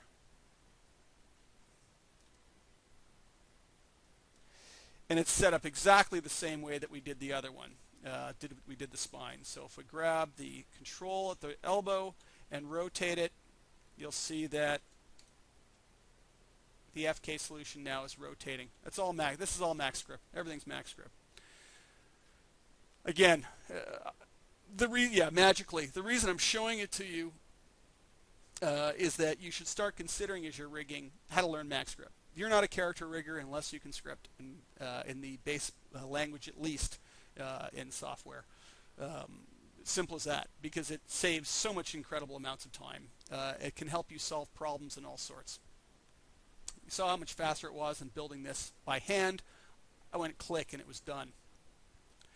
So now what we have is an FK solution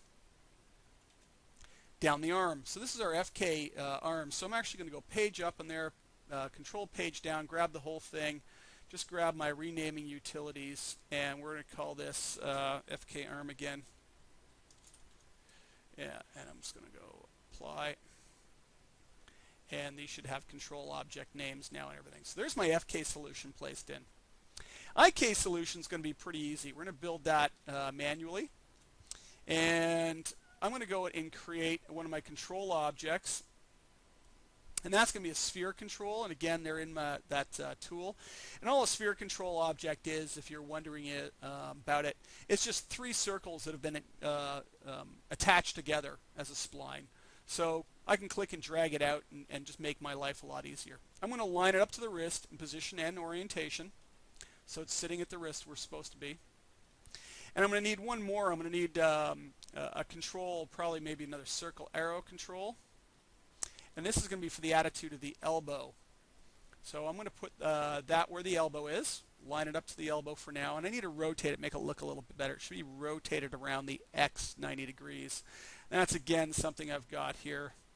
You know, it just did the same thing that we did with the Xforms manually. It's just doing it through a script and setting it up nicely. So it's now at the elbow, and I'm going to move it in its local coordinate directly backwards out from the elbow. And this is where I've been very, very cautious in how I've made sure that these bones are aligned to each other. The up Z of the forearm is exactly the same as the up Z of the shoulder. I've made sure that at no point in time that I ended up with a twisted solution going down the arm. What that means is, and I've also made sure that the angle here of the joint, that solving angle that we're creating, isn't broken and going down. That means that I can line up this control right up to the elbow and move it straight out back, and I know it sits along what's called the solving plane. So it is sitting right out on that triangle, right out, you know, sort of projected out along that flat plane that the triangle will create. Yeah, I can just move it up a bit or something. So now that it's out there, let's set up the IK solution. So get the IK on it. So here's the IK upper arm. We're going to slide down to the very bottom where the hand joint is, the orange hand joint. We're going to add a high IK solver. Now there's 4 solvers in Max: high IK, HD solver, IK limb, and the spline IK solver. Spline IK is for snake-like objects. Works okay. I tend to do it all manually and build my own. The HD solver is the old solver that was in Max 3, 2, and 1. I think they added it in 1.2, sorry, I think it was added in. And HD stands for history dependent. It's interesting. It can do some things that a high solver cannot, which is called a history independent solver. But the problem with it being history dependent is you'll set your character up at frame 0 and you go, hey, this is great, it works great. And you'll in animation get to frame 10,000 and realize your character's going really, really slowly. And it's like a simulation being calculated in particles or something. It's actually having to recalculate from frame 0 all the way to whatever frame you're at all the time to be able to find its solution. It's history dependent. That also being said is you could do a walk cycle on a character and at frame 0 set the character's heel-toe position. Say that's exactly what needs to be at the last frame of my animation as well. So I'm going to grab all the keys and drag them down to frame 100. And then you drag and you notice that from frame 100 back to frame 0 the pose actually changes. Even though the keys are exactly the same and all the keys have the same values, the pose is different. And the reason the pose would be different is the solver is history dependent. At frame 0, there's no history before it. At frame 100, there is a history before it.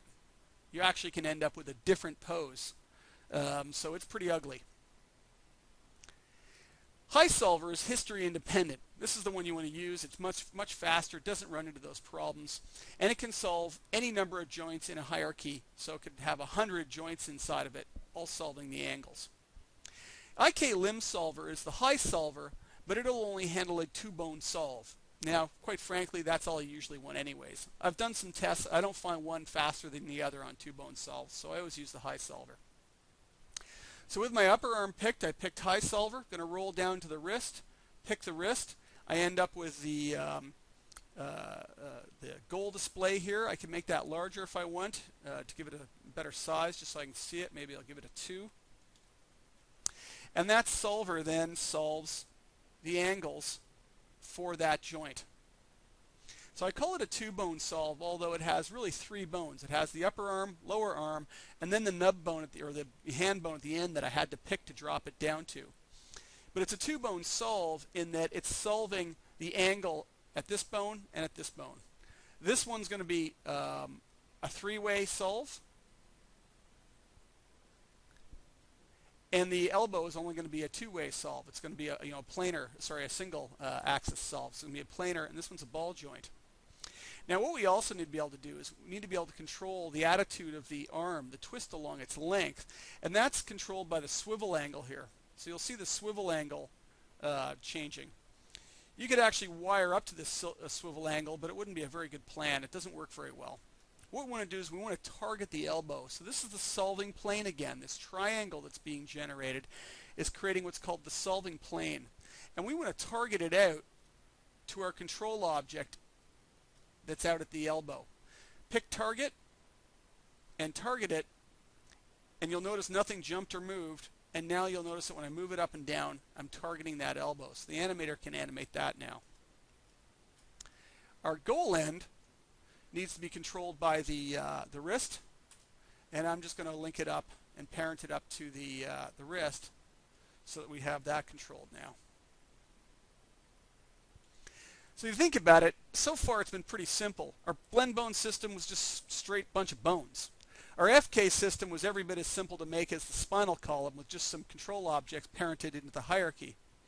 Our IK system was just a single IK solver with 2 control objects handling it. So each level so far, each layer of our IK-FK blend system has been really, really simple and straightforward. Now what we want to do is we want to actually create the blend between them, and we want to make sure that we can blend, and the animator can pick and choose which one they want to use and animate that from one to the other. And so we're going to get into now putting together a custom attribute definition with a nice spinner or slider. and we want to be able to have it go from one solution to the other solution. It's going to be a little bit harder to be able to explain in a beginner class being able to do IKFK snapping. I'll try and just explain it, but it takes a bunch of max script at that point. Now we are actually going to write our custom attribute definition for this. I'm going to do it first the manual way, the built-in max way, and then I'm going to do it by writing it manually. So you see a custom attribute definition being written and what it is and how it actually functions. So as we start blending it, I'm sorry, I'm just going to save this character. I may as well just save over it. Yeah, well, again, MaxScript is about learning how MaxScript works, the class, so understanding MaxScript. Yeah, well, you'll get to know in the MaxScript class how to save data types, how to access them. Will I do that specifically, what you're asking? Not necessarily, but again, it should get you to that point of understanding how MaxScript works and what might be possible. And then when I tell you the solution, you go, yeah, I think I get that, and you'll be able to find it. So it's a better way to go. Let's just finish off the blending solution here, and then I'll do a save, and we'll get into setting up the blend. So what we need to do is we need to have the blend arm blend between the rotation of these two, so the FK and the IK. So what we're going to do is we're going to use constraints for that. And a constraint is simply explained like this. So let's go back to using a couple boxes and a sphere. And what I'm going to do is I'm going to positionally constrain the sphere to the two boxes. So with the sphere picked, I'm going to say animation constraints, position constraint, pick a box, and you'll notice it pops to it. Now, constraints work in world space. So it'll take on, it won't matter what it's parented to, doesn't matter what it's linked up to, whatever else, it's going to just take on this object's orientation, position in this case. Move the box, it moves. I'm going to say constrain it now also, position constrain it to the other box. You'll notice in the motion panel that there's the constraint weights 50-50, and what it's saying is it's constrained between the two in a 50-50 fashion. I can actually control these constraints by saying let's constrain it more. Let's be 100% to one and 50% to the other, or have it completely 100% to this one. Or I could go the other way. So in doing so, I can actually control what it's constrained to. Orientation constraints work in much the same way. So I want to grab the blend bone, and I'm going to constrain it in orientation instead of position this time to the FK and then the IK. So I want to have the FK first in this case. I want to say animation constraints orientation constraint to my FK, my purple one. Then I want to say animation constraints orientation constraint to the IK. Faster solution to setting this up even manually is I'm going to do it through the fact that I put the whole main menu here into my quads. So I want to say animation constraints orientation constraint to the FK or the FK, and now I don't need to go through menus anymore. All I got to do is swipe and hit the top, and I'm able to add it in. So I just need to add it in and add it in. You can see where it gets a whole lot faster. Because did you guys even see the quad menu come up when I did that? Probably not, because I didn't even see the quad menu come up. I was just control clicking and hitting the top bar before it even showed up, and I was able to get into those the last used items. So that's a really good tip with the quad menus. I'm amazed how many people I see not using the quad menus effectively in that way.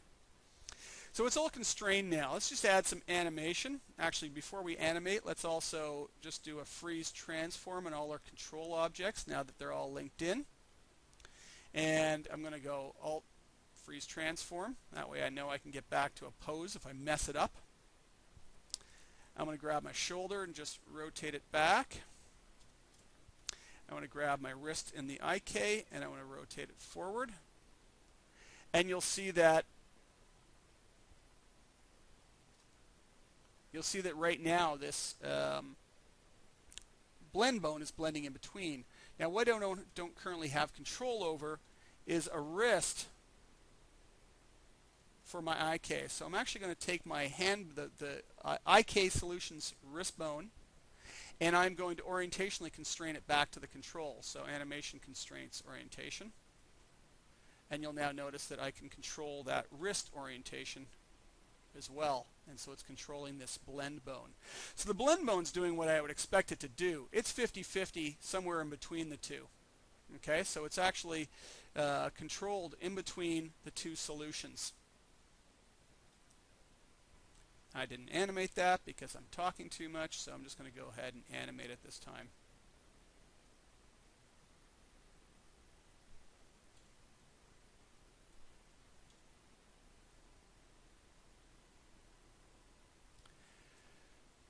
And I can even move that down or something. There we go. So you'll see the blend bone system blending 50-50 between the two. So what the animator would have to do to get what they want is they'd have to go through the process of taking these orientation weights, and they'd have to change them up. If they wanted it to be FK, they'd have to pick the FK one, make it 100, take the IK, make it 0, and do that for each joint in the system.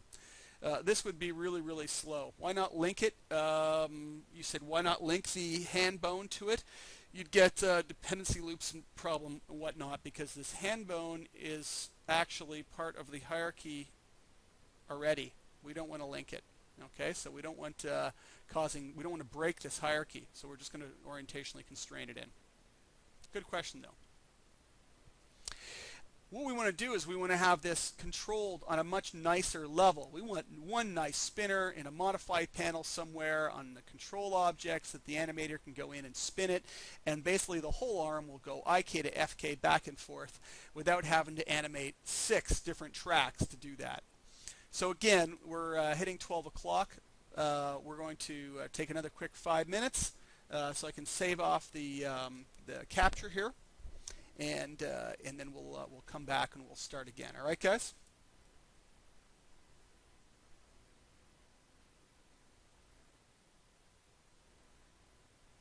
All right. Okay. So back to the third part of the intro to MaxScript MC 1305. So we've got the blend there.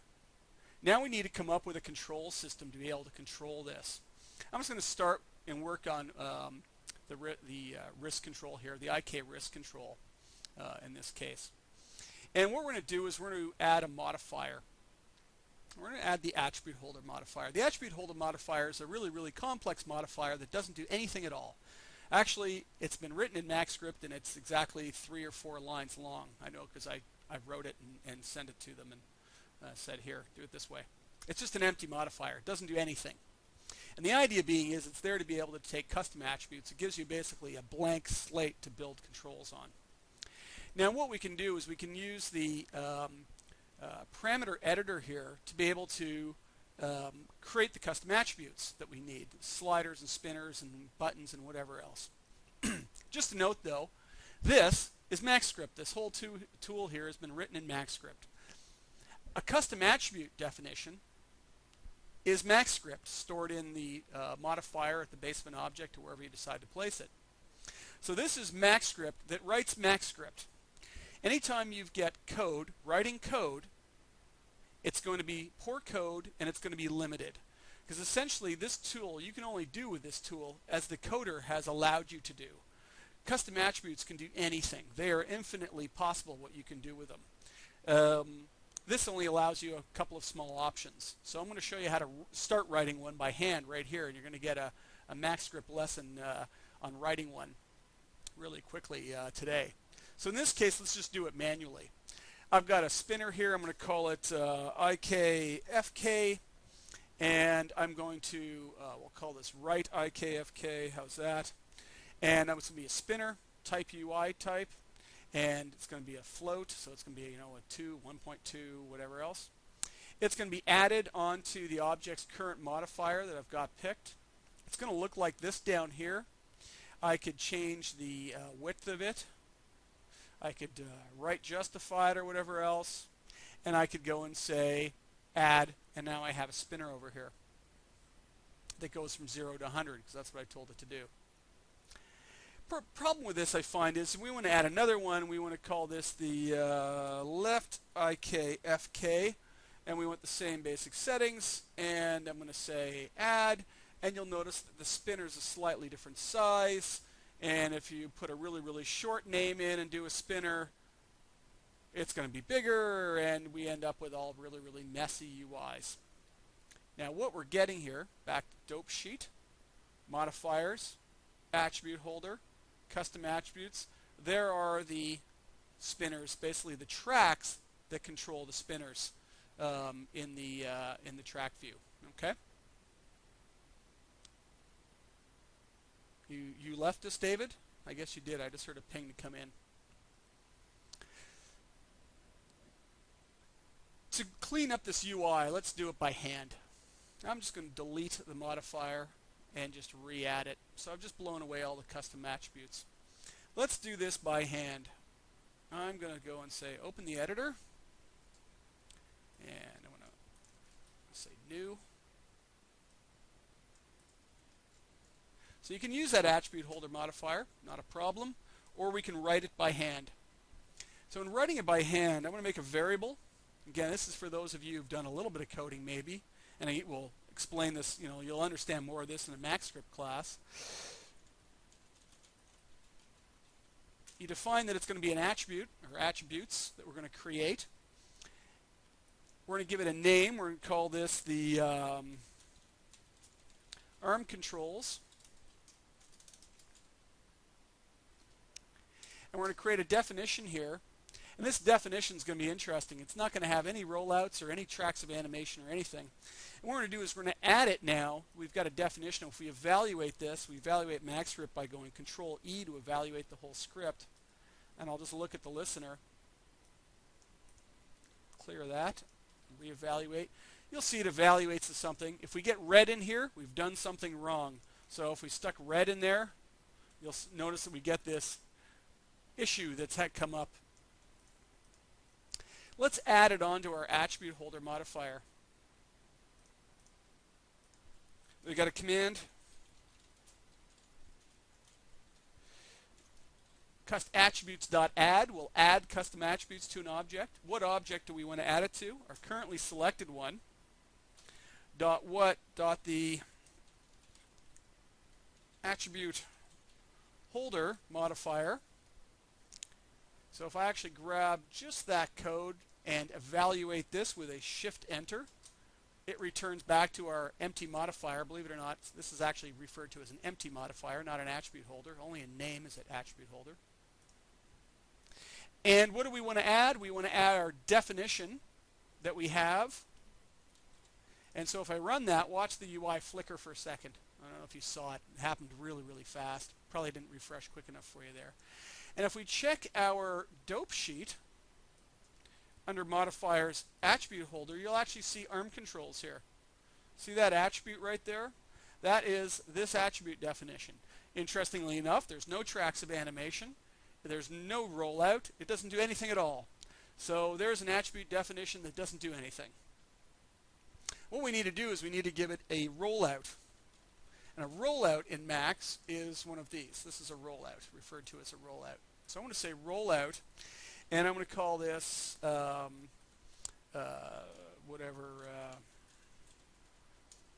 params R for rollout, and give it a name for the end user to see.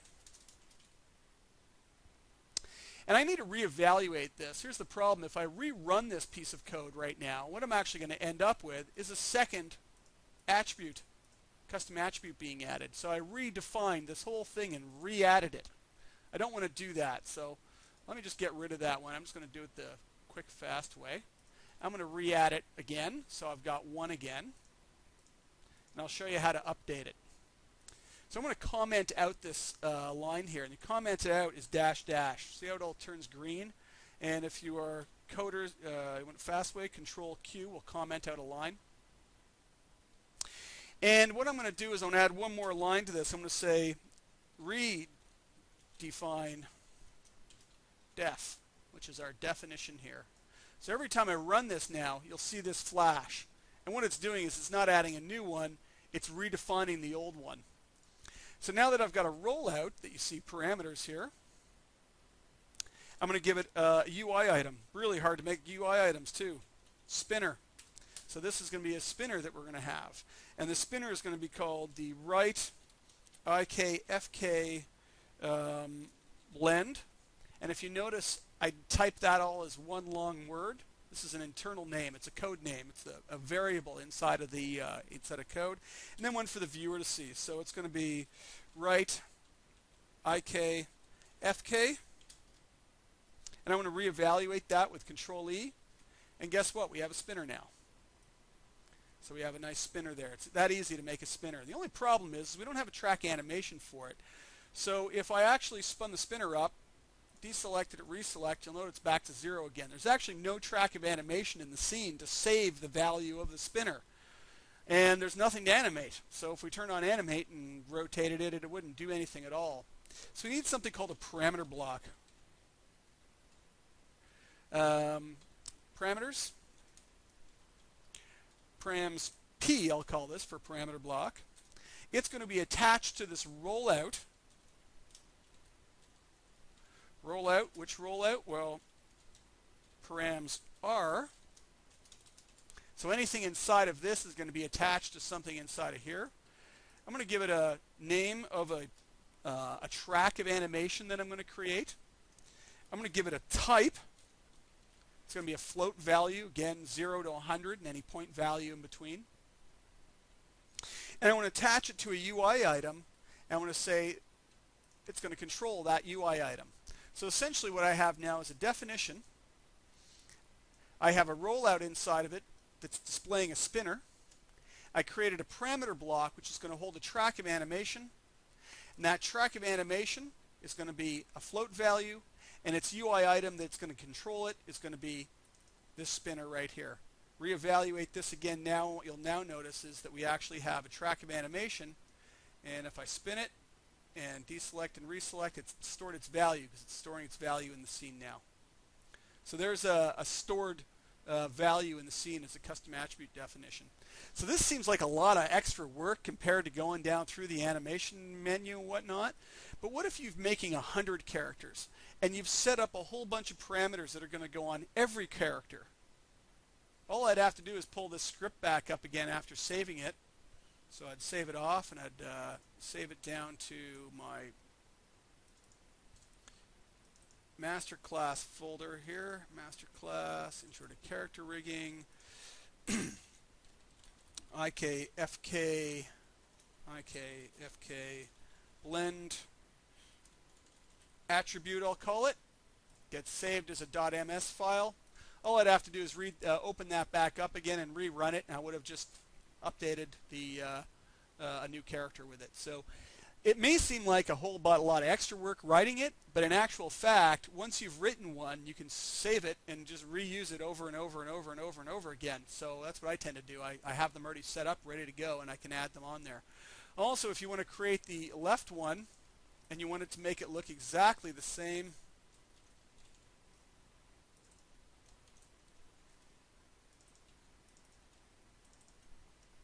there's the left spinner. Spinners are nice and aligned, nice and straight, perfectly aligned to one another. So much, much easier to do things that look nice. I could also group them. This you can't do through the one in the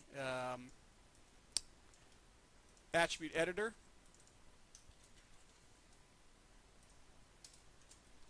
And so I got these nice group boxes around them now for the right and left side, so I probably wouldn't even need that word in there or that word in there. And I've got a nice, and I could have buttons in each one of those, more spinners, more tools, or whatever else. So there's a really, that's like a super handy way just to start using some MaxScript. Look in the MaxScript help for UI, is it a user interface, I think, and away you go. Can you make another parameter rollout? Yes, I could make another rollout. I'd have to have another parameter block to go with that other rollout. So I could have a right parameters right rollout and a left parameters left rollout, and away I go. So yes, I could have as many custom attribute definitions in here as well. So it's, again, it becomes one of those things.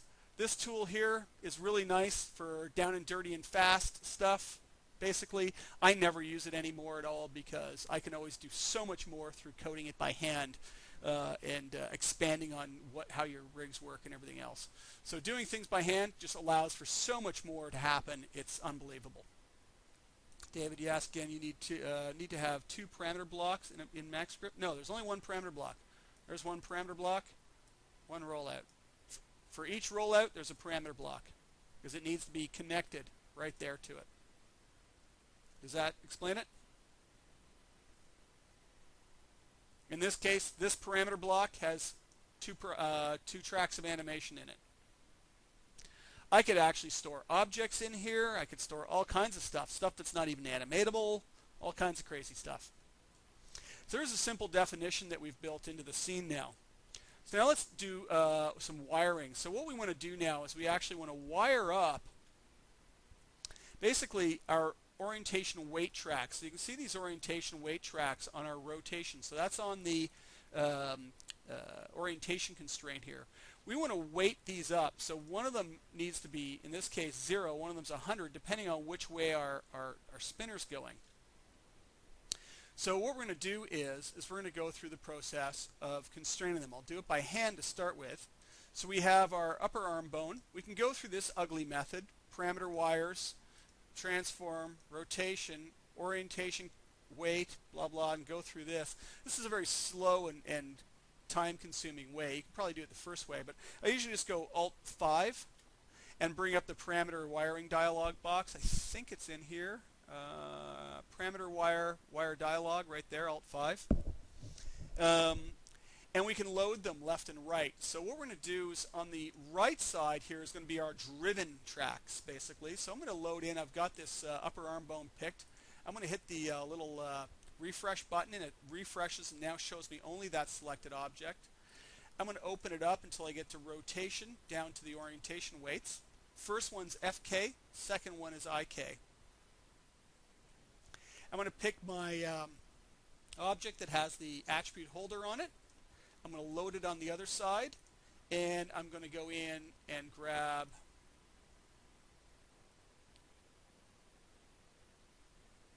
where is it again? Oops, I'm in the wrong object. I'm just going to say collapse, make this collapse all. Just open that up. There we go. Modified objects, attribute holder, arm control, right IKFK blend. So this is going to be the driver. This is going to be the driven. Okay. So I'm going to say make this control that by pressing the arrow in the center that gives you the direction of flow. There's also two-way. Avoid using it, okay? It gets slow and simply not needed. I just never need them. So this track of animation is going to control the weight of this on this side. And down in the expression here, you can see it gives you the name of that track. So that's basically a variable now that holds that value of that spinner. In this case, it's going to be 0. And we can put any expression or mathematics around that we want to use. So I'm just going to say connect. And you'll probably find that the arm goes freaking out right now and goes flying off. And I think it's because everything is 0. If we look at the weights of these tracks, that track's 0, that track's 0. So I'm just going to take this one back to 50 just to give you an idea. Back to our spinner. And as I dial it up, you'll notice that it's actually weighting over from one to the other. But what I need now is as this one hits 100, it needs to be, or 0, it needs to be the right way around. So I'm going to suggest that at 0 it should be IK, and at 100 it should be FK because I called it the IK FK spinner. So I'd kind of assume it would work that way. So as you dial this up to 100, I need the actual second one to ramp down and turn off. So I need it to completely go the opposite direction. So I want to wire it again. If I obviously just connect it directly, well, both of them are going to be 100 or both of them are going to be 0, and it'll probably freak out as soon as I do that. No weights at all.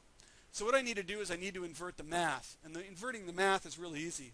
100 minus the value of the spinner, just inverted it. So now what I can do is I can actually go ahead and just blend it from back and forth, and it works nice and perfectly. Now again, this becomes one of those things that you can hand do this and it can be a very slow and time-consuming process. So a little bit of MaxScript can go a long way again.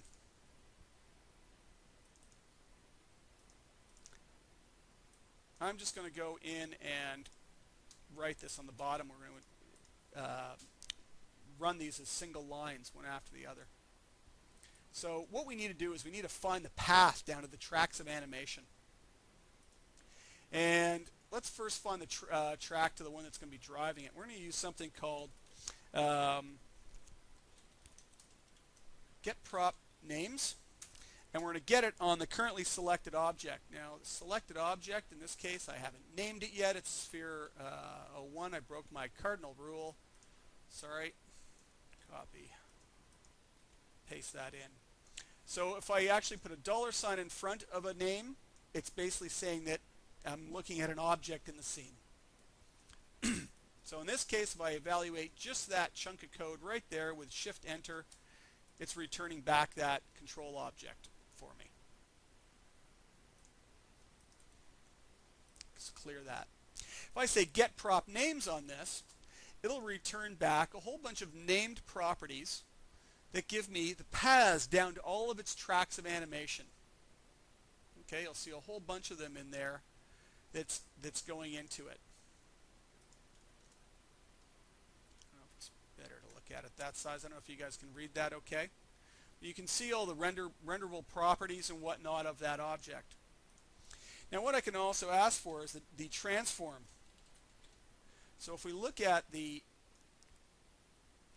dope sheet again, you'll see that it kind of follows and makes sense. There's the object, dot transform, dot position, okay, and down the way. So if we look at the transform, I happen to know that the transform name, okay, is a property name that looks something like that. Actually, we don't want the dot in there. I'm going to do it the prop names way. And if I run just that chunk of code, it returns the subanim transform. So it's actually got me to this point right there. If I run this chunk, the whole line again, highlight it, Shift-Enter, it's going to give me all of the tracks of animation below that one. So position, rotation, and scale. I want the rotation. Square bracket and square bracket. I'm going to run it again. Shift-Enter. Now I've got the different tracks here on that, and we can go down whichever one we want. Now actually what we didn't want that one. Didn't go down transform, did we? Want modifiers. I am losing my mind. Renderable map coordinates. I think it's called modified object. There's so many properties on this. It's going to not give it to us quickly. You'll notice, sometimes what happens is it's there, but there's so many processes, dot, dot, dot. It's actually not showing it. It culls it off for some reason in the MaxScript. So you actually have to throw a print statement in there, and you'll see all of them. Now you see all of the properties in their entirety. And I still don't see the... See, I'm used to doing things certain ways. And I have to stop and think sometimes how to go about doing it for while I'm teaching. I'm going to say dot modifiers. No, it's not going to get me there. Ah! Here I am trying to do it nice, quick way, and I'd mess up. Modified. Probably get it. Modified object. Modified underscore object. Let's try that way. Yeah, I think that got it to us. There we go. So I happen to know that's the name of it. Get prop names. There's the modifier stack, basically.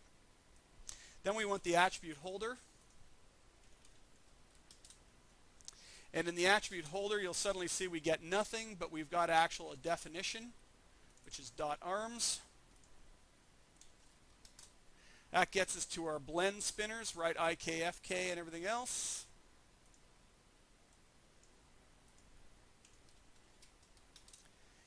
And this is something I'm going to cover more. So there's the end of the line. There's our actual spinner value that we want. So I'm going to hang on to that for a second and just put it to the side.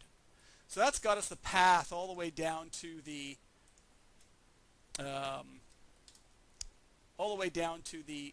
IKFK spinner. If I run that, I get the spinner.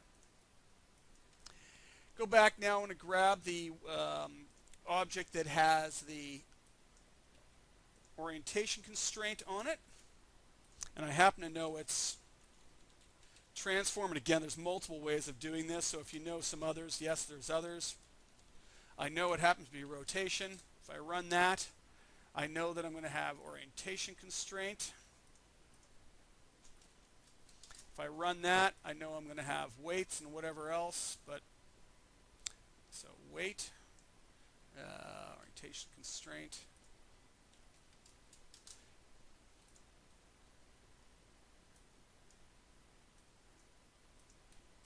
Oops, wrong one. Let me go back and do that again. Orientation constraint. I think I was reading the wrong thing. Weight, relative. Oh yeah, this is one of the ones I think it comes up wrong. Oh shoot, it's going to do it to me. This could be a problem in 2014. You can normally get to the path.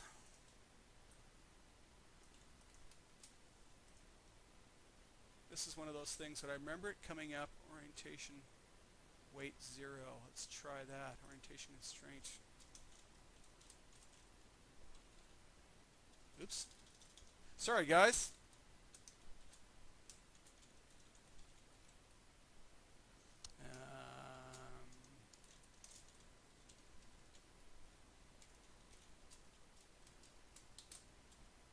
No, not quite, eh? Oh, it's got to have a space in there. Nope. Still not going to get it for me. Well, I'm going to lie to you. I will get you that chunk of code. Oh, it did work. Undefined. No, it didn't work. Orientation constraint 0. It should be going by names. Orientation. Wait! That's because I'm an idiot.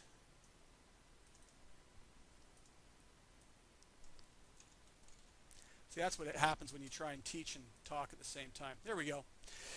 So I can get all the way down to this track of animation now as well for the weights. So there's the weight of that track. Now what we can use is that then. And I have Max freaking out again. Do that. There's my two tracks that I need. So freaking cool. Why prop names versus properties? Prop names is the animatable property names. Properties will get you any properties, and those properties aren't necessarily animatable.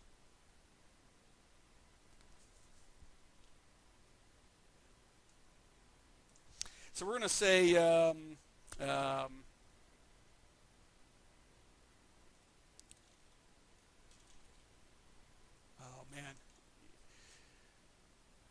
Does that make sense then?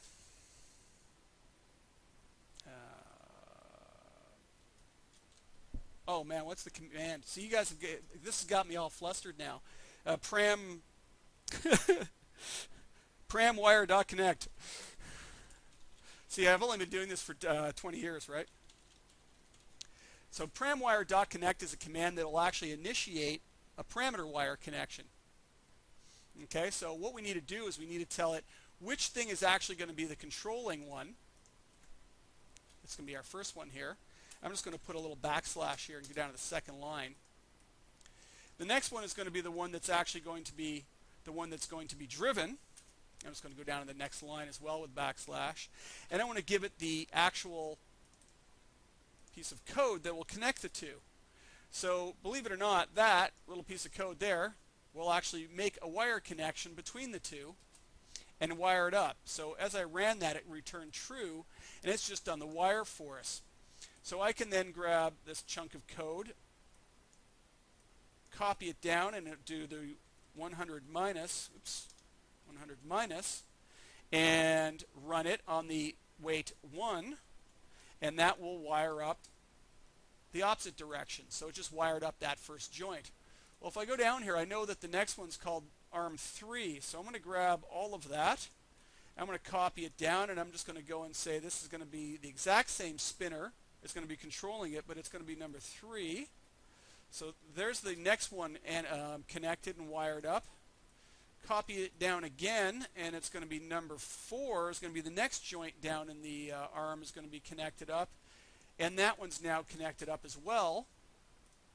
So once you get a handle on MaxScript, you'll now see that my entire arm is wired and following what it's supposed to. So again, this is one of those comments I have to make in doing beginner classes in rigging. It isn't just about setting up the rigs. It's about understanding how to actually tie together some code. And I tend to write that differently and faster, but it isn't as readable. How's that to people?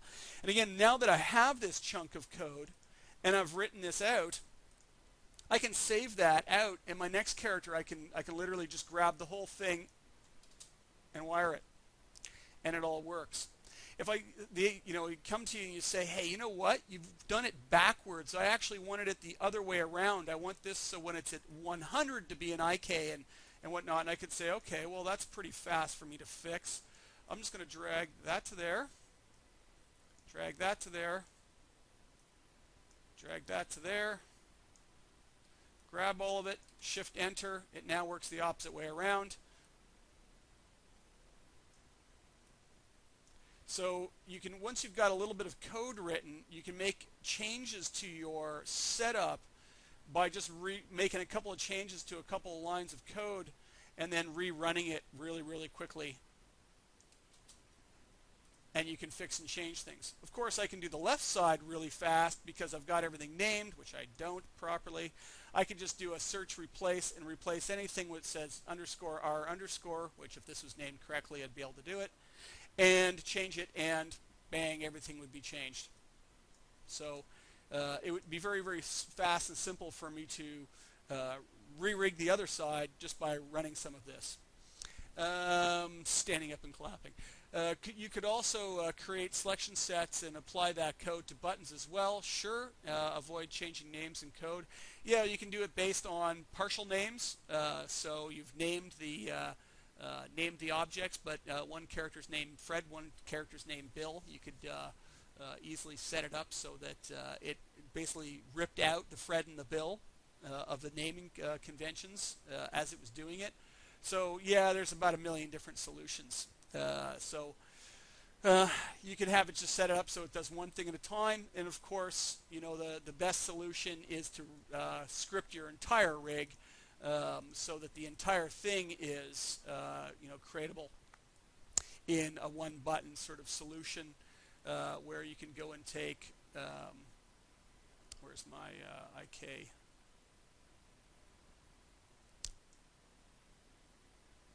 Where is it? Custom attributes. That's all my custom attribute stuff. Legs, arms, feet. Where is it? Well, I'll just go with a leg. If I go with a leg solution, yeah, custom libraries and everything, David.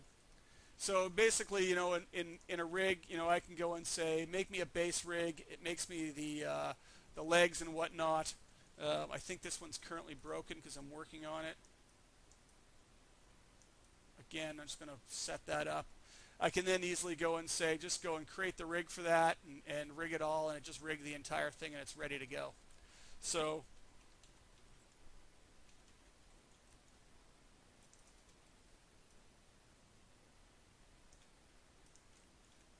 there's the entire leg system put together in one foul swoop. So that's really what you want to be doing with rigging systems, is rig it, set it up so you just push a button and bang, you're there.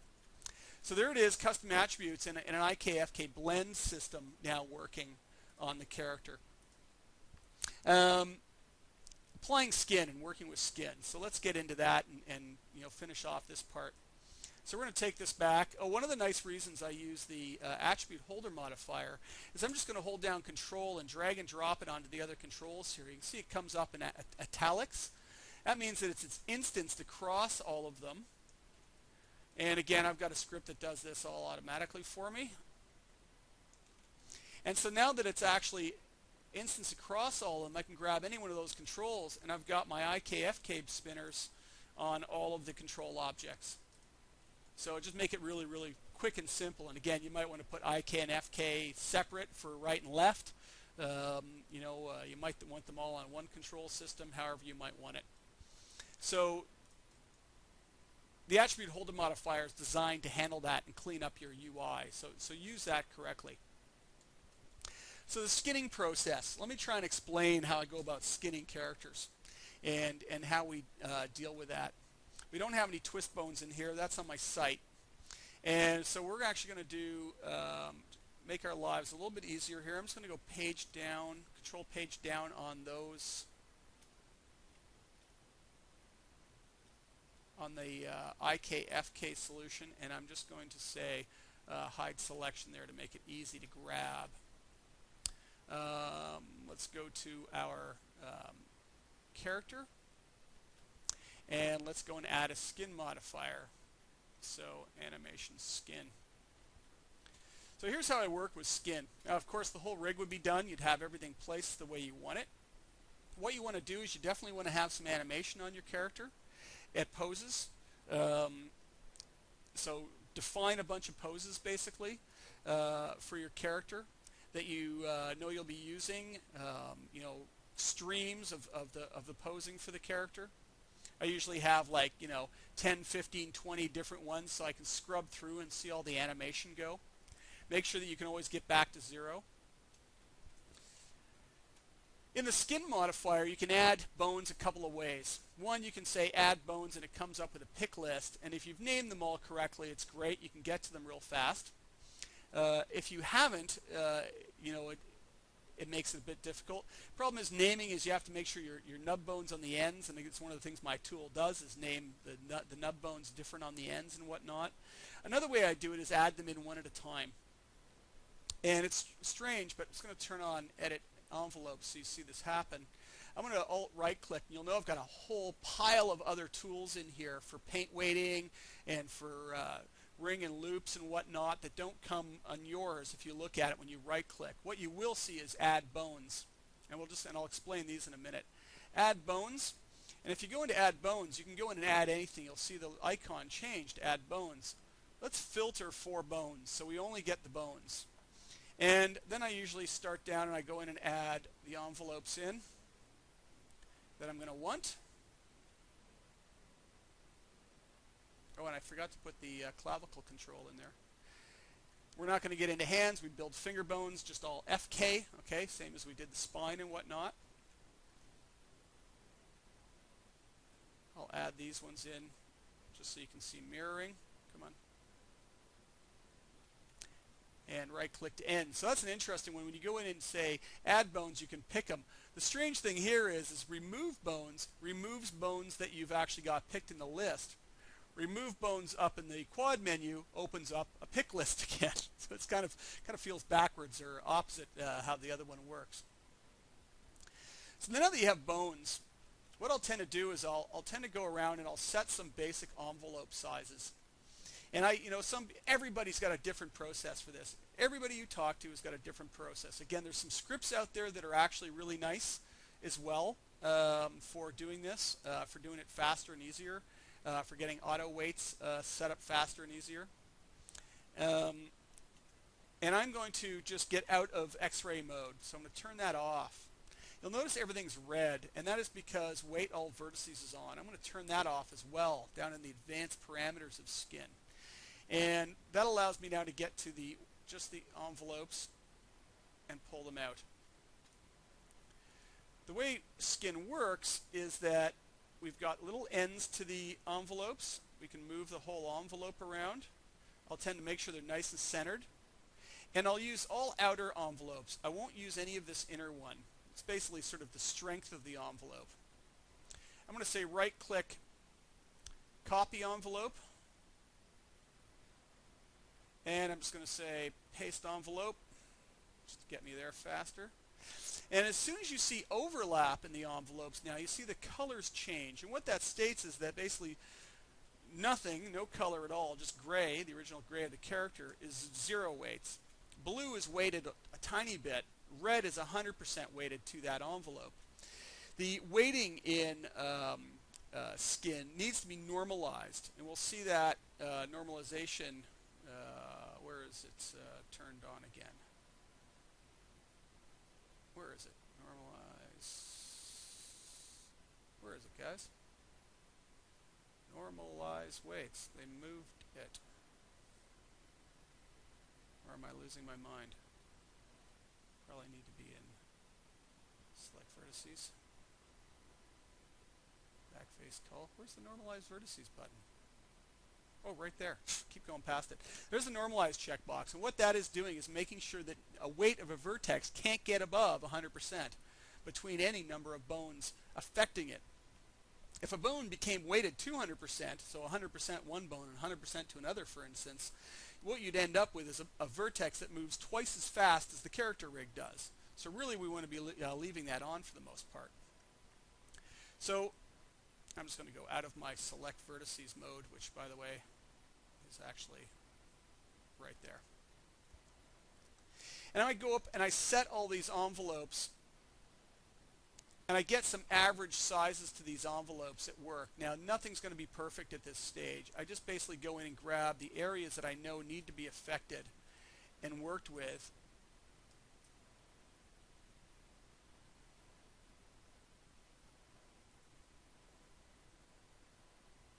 Come on. This is going to want to be picking the right one. There we go.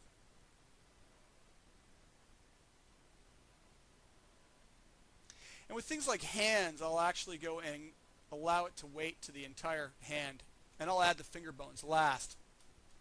So once I've got them all set up, roughly, legs, arms, all the way around, what I can do now is I can check to see how that deformation's going, and if I'm getting any kind of decent deformation at all. It's not bad so far with the bones. If you notice, nothing's on the other side here. These ones are small.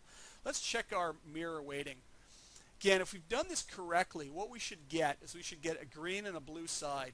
If you don't, when you turn this on for the first time, you have something wrong.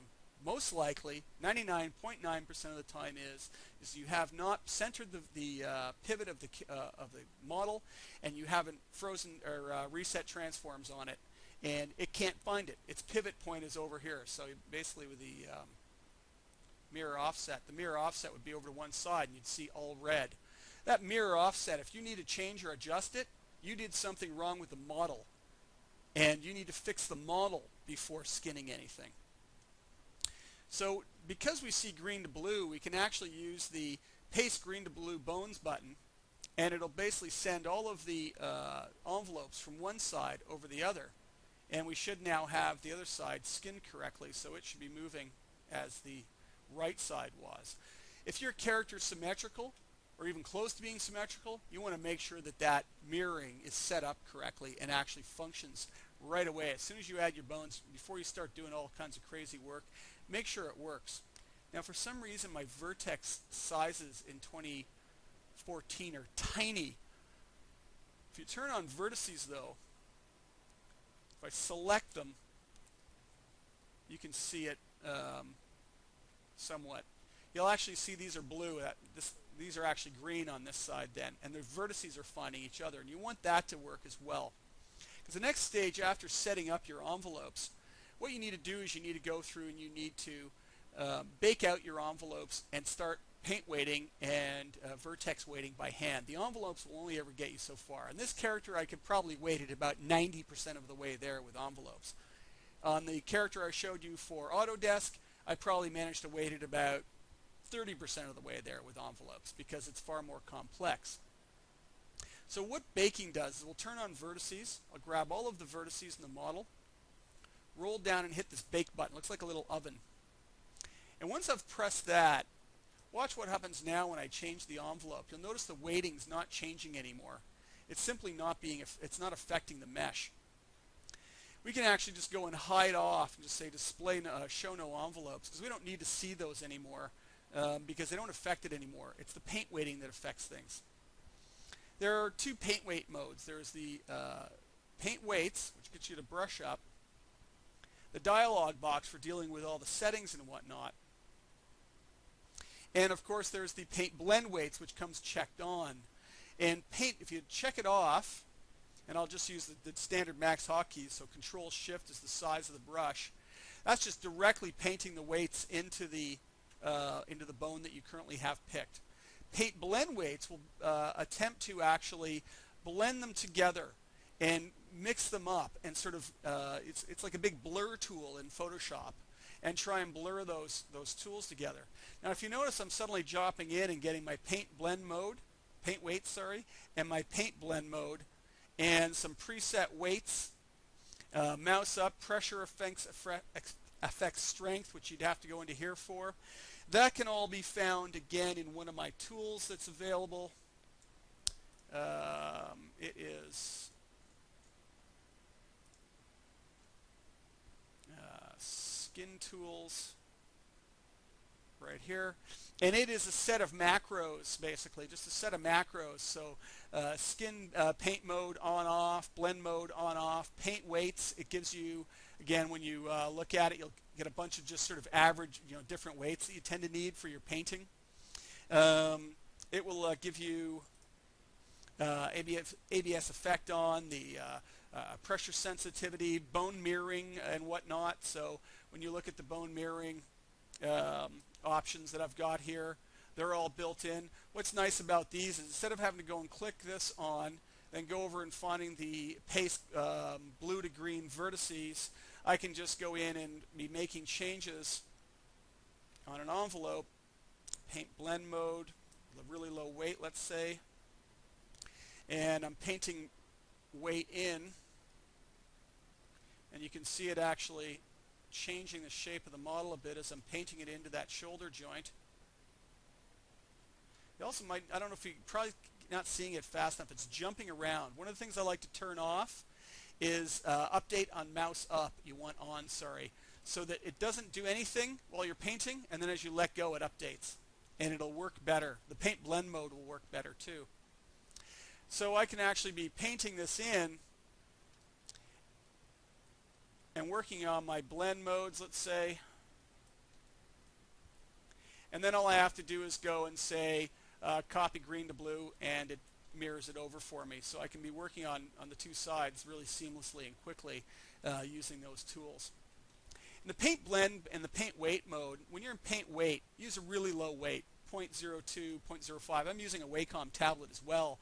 And I also turn on pressure enabled, and pressure affects strength. So I make sure that my Wacom's working and I've got a really low weight value, and you can just tweak it up. When you're doing paint blend mode, you tend to want to use a much higher weight and to be able to get it to function and work. So I tend to set it up to 1 when I'm working in the paint blend, and then in the paint mode just down to a 0.05 or a 0.02 to work on it. So when you see some of those colors come up, let's get back to that. See that orange, that yellowy color? This is a note that if I select just that vertice and check its weights, and the way I'm going to check the weights is another tool that's fantastic to use. I'm kind of rushing here because I'm running out of time, is the paint tool, the weight tool. This is your friend in Skin. It allows you to be able to pick vertices or groups of vertices and see which bones are currently affecting those vertices in which amounts. So if I pick this one vertex here, you'll notice that it's actually telling me that it's got 100% weight to the one bone and 0 to the other, but the 0 weight bone is actually still affecting it. Okay, it's actually part of a bone list, it's called. This can be a bit of a problem, and what we want to do is we want to get rid of those. See that down in the advanced parameters, remove 0 weights. As you're working, as you're blending, if I'm trying to blend a weight, say on this vertex here, it's affected by 3 different bones, and I blend the weight on maybe this bone here, what will happen is it's going to blend the weight evenly into the other 2 bones. Well, what if by mistake at some point in time we had a bone, say, down here, ended up getting a vertex weighting on this vertex up top here. It ended up with a little tiny weight in it. I'm just going to say, let's say a weight of 0. let's see if it'll give it to 0.01. How's that? And then I'll make it 0. So now it's actually in the list. You'll see that this tailbone is in the list, even though it's not weighted to it. It's got 0 weight to it. It shouldn't be affecting it at all. It's not in that list. So I'm going to go up and now blend weights again on this bone. So here I am blending weights away, and I say, well, I'm going to make blend weights work. And you'll hear people say, blend weights doesn't work. It's terrible. It doesn't work. And as I blend it, you'll notice, well, right now it's not quite getting it. There's cases where it'll actually send weight to this one, especially if it's got a tiny, tiny, tiny little value to it. Small value in it. As you blend it in, it'll start weighting into that bone that's not affecting it. It's in the list. It's added to the list. It can get weights added to it now through blending.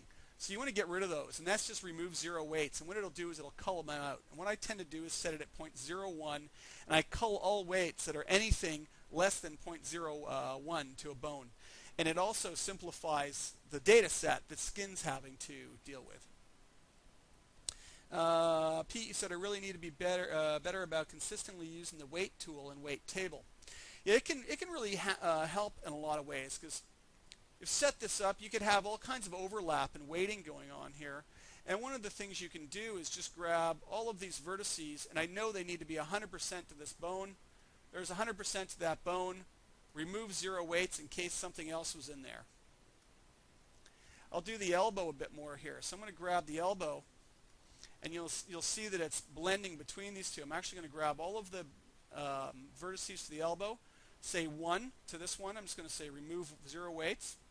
Grab the other bone, and I want to say 0.5 now, so now it's directly in between. And I could grab these and actually tab them up a little bit with the set weight. Give it maybe a little bit of weight that way. I'm just going to grab all of these, say 1, remove 0 weights. Maybe grab just those again and just tab up a little bit of weight again.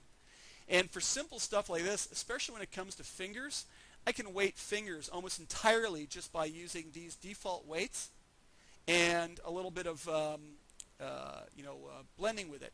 What's nice is you can also use the blend feature in here. So I'm going to grab this. I'm just going to weight one up a little more. So I'm just going to tab it over a bit more. Too much. Grab these vertices around the elbow, and I'm going to use the blend mode. And you can see that I can actually blend it out till it actually ends up nice and round, really super uber cartoony. You can also use scale weights, and scale weights will basically take all of the levels of weights and weight them up. So if you could think of the weights of these vertices looking like a graph, for instance. Let's actually just clear that. I'm going to do it smaller, erase. It looked like a graph where the weight was 0 to 50. If I then hit set weight would take the graph and do that to it. It would move it up one whole step basically. Scale weights will scale the weights up by that value and make them go up in scales of themselves. So it would actually handle it slightly differently in the way they move. I assume you guys can see those lines, right? I didn't ask you before if you could see all those lines I'm drawing on the screen. So you can actually use the scale weights to scale up weights to and from a bone, but keep their sort of initial offsets from each other, the initial weight offsets from one another, to be able to scale them back and forward. So you can actually quickly and easily weight up and correct and get that joint nice and tight again if you wanted. And again, this is how I tend to do fingers. I weight everything up to the hand, and then I add in the hand bones, and I just grab sets of vertices, 100% weight to each one of the bones, remove the weights, and then I go around in between and grab in between bones. I give them a little bit of weight and blend them back and forth just using this tool. And again, 99% of a hand I do with a weight tool entirely just by playing with these values and using some of these tools to be able to do it. So that can be really fast time saver for setting up and initializing, getting your weights going how they're supposed to. That's sort of in a really quick nutshell how I go about setting up my weights. A character like this, I could weight the entire character, or in a matter of maybe an hour, and have it done tops. You get more complex characters with more layers, like Gwen. She's got a lot going on, lots of layers of clothing. Well, that can take days worth of skinning on the character and playing with it. We also don't have twist bones involved here, so we're going to get crushing of the joints. That's on my website if you want to look up the twist bone tutorial for adding that in. And it'll it's one of those things that you can find a lot of sort of solutions to your problems just by adding bones and twist bones and fixed bones that you skin in later, and one step at a time. I always start with a main set of bones and then add in all the other subsets of bones for the skinning as I go. I go and add them in, then start painting the weights into them bit by bit. The only way you can learn that is strictly by trial and error. I've rigged I don't know how many thousands of characters now, so it just takes practice and time to be able to get fast and be able to deal with it quickly. So we are at 1 o'clock. We're going to run over a little bit with question and answers because of the problems we had at the start, but we may as well just go ahead and do that now then. David asks, is it a good exercise to also animate your own rigs, right? Absolutely. Best exercise you could possibly have. I think that's partly why I started getting better at rigging, is in the good old early days, we were all do-allers, right? We were all able to do it all, and you had to. And when I started out with a friend in a small two-man shop, we were doing small TV commercials, and we were doing all kinds of station IDs and stuff and whatnot, and everything I modeled, textured, lit, rendered, animated, and you quickly start to realize what you're doing wrong in any step of the process. So absolutely, the best thing you can do is go through the process of animating your own rigs and determining what works. If you're working with an animation team, one of the things you want to do is you want to get that rig in their hands early and say, how is this? Does this work? Is it getting you what you want? You basically just have to listen to what the animators want. Unfortunately, if you ask 10 animators, you might get 10 different answers. I'm getting an error message coming up saying my connection might be problematic. Can you guys hear me okay?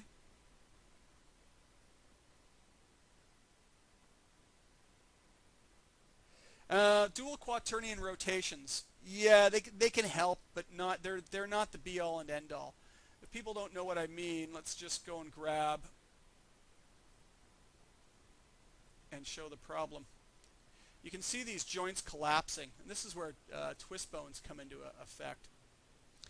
Weights are linear, completely linear. It means that if you take some vertices on a model, let's say we'll take these ones here.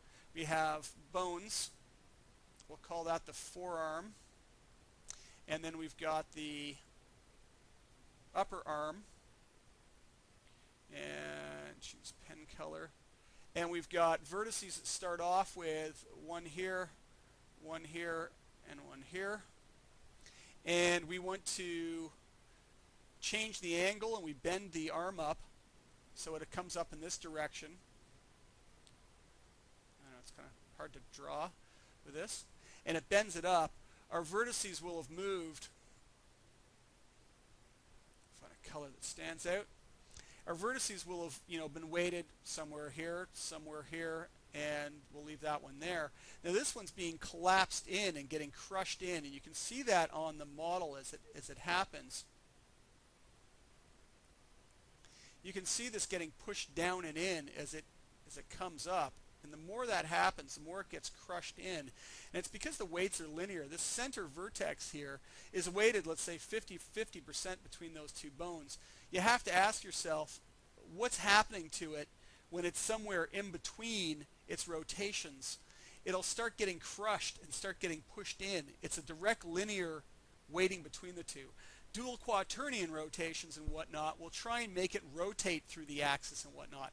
In some cases, it'll fix it and it'll make it look good. In other cases, dual quaternions don't help at all. So you still need excess bones on top. So is it skin morph would be one way to fix it. The other way is some bones. So skin morph will correct this and help you be able to build morph targets to correct the joints collapsing and whatnot.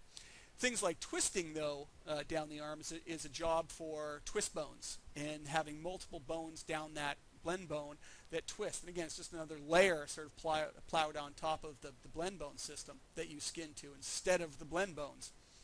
The idea being is it gives you the twisting action. So skin morph will work in some cases and not others. You know, again, dual quaternions will still mess up on shoulders and whatnot in places. It looks great in certain things, but then you go, it's not working in others. Shoulders can be really finicky with skin morph because as soon as you get into a ball joint, you're dealing with 3 axes of rotation, converting that and having gimbaling issues, all kinds of cause problems, and you'll find skin morph causing problems. So again, you need to find good solutions that stop it from happening at the bone level. Muscle bones, correct, fixed bones, bones that are basically there to try and keep skin volumes correct and everything.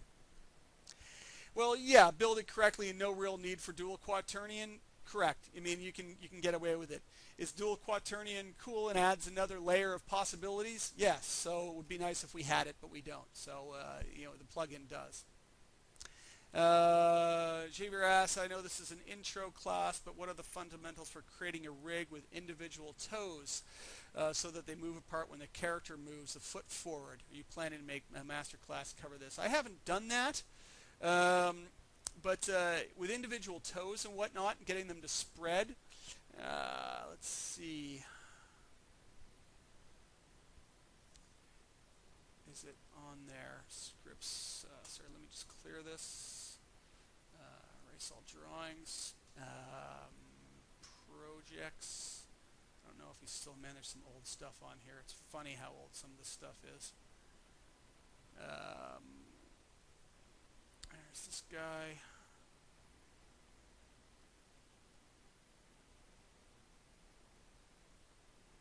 Okay, so this guy's got that kind of setup running in him. And if you watch the foot as it plays, I don't know if you guys can see this, but you can go there and find it. As the foot actually bends up, you'll see that the foot controls do all this funky. This is all custom attribute definitions, by the way. So this is a handwritten custom attribute definition. It's using the pen attribute holder, which allows for saving poses on your custom attributes. And you'll see that it's actually doing all these funky roll things. And what I'm doing is I'm driving, believe it or not, list controllers and the weights of them. It's hard to explain. Again, I'd have to do something more advanced on it to be able to show that to you. But with a foot rig, basically what you end up with is the foot coming down and a main foot bone and a toe bone, a single toe bone. And off of that single toe bone, you build all of the extra toe bones. So you drive the overall foot the same way you normally would, and it'll work exactly the same the way a foot would. You don't try and put IK solvers on other toe bones or anything. There's just a foot bone and a toe bone with solvers in it. And then you drive all of the toe bones with FK. But what you can do is, if you want them to splay apart, you can base it off the rotation of this main toe bone, the big one in there that you've got the solver on, and you can track its rotation, and again, wire the bones to spread out and come back in and whatnot. So it's just layers of control and whatnot. I got to tell you, though, you got to be careful. Animators don't like automation, okay? They tend not to like automation. That thing I was just showing you, they'd hate. This was done partially to show you how cool it can be. But the animators would hate it because every time they roll the foot back, they'd get the exact same pose out of the foot, or forward, they get the exact same pose out of the foot. And they may not want that. They may want some different attitude on it and some different style, and meanwhile they're now having to counter animate it. So one of the first things I'd normally do is I'd have the ability to be able to shut off all of the automation. So what I found in the early years is I'd add a pile of early automation to things with the ability to turn it off. I'd ask the animators, did you ever use it? And inevitably they'd say no. It was really cool, but no, we didn't use it. They just wanted to be able to animate everything with rotations and go in that direction. So maybe sometime in the future. Any other questions?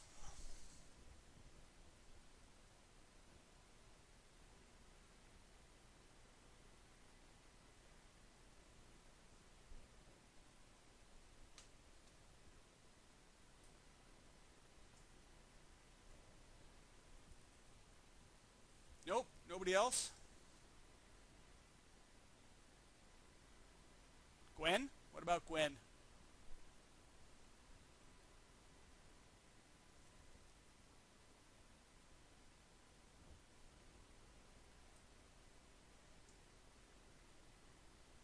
Um, it is weighted. I think they were weighted.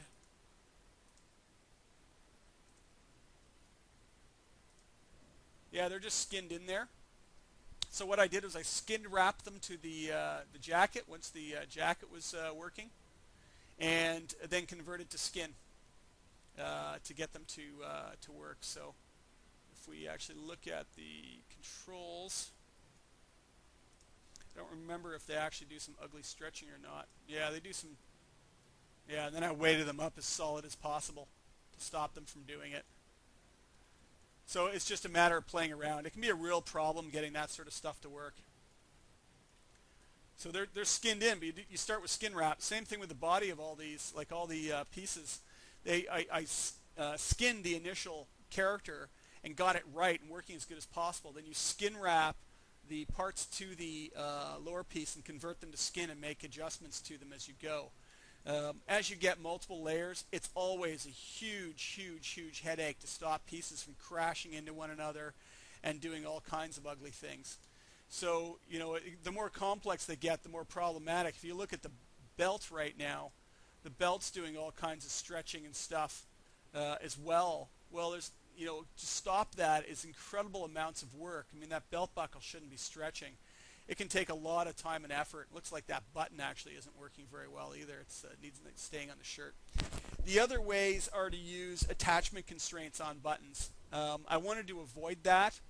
Attachments will work well if your production knows what you're doing. And this character had to go out to productions that didn't know what they were doing. So instead of attaching them to surfaces and have those surfaces skinned, I just chose to skin them in. So it's only rigidly skinned in the sense that I skinned it up 100% to a bone.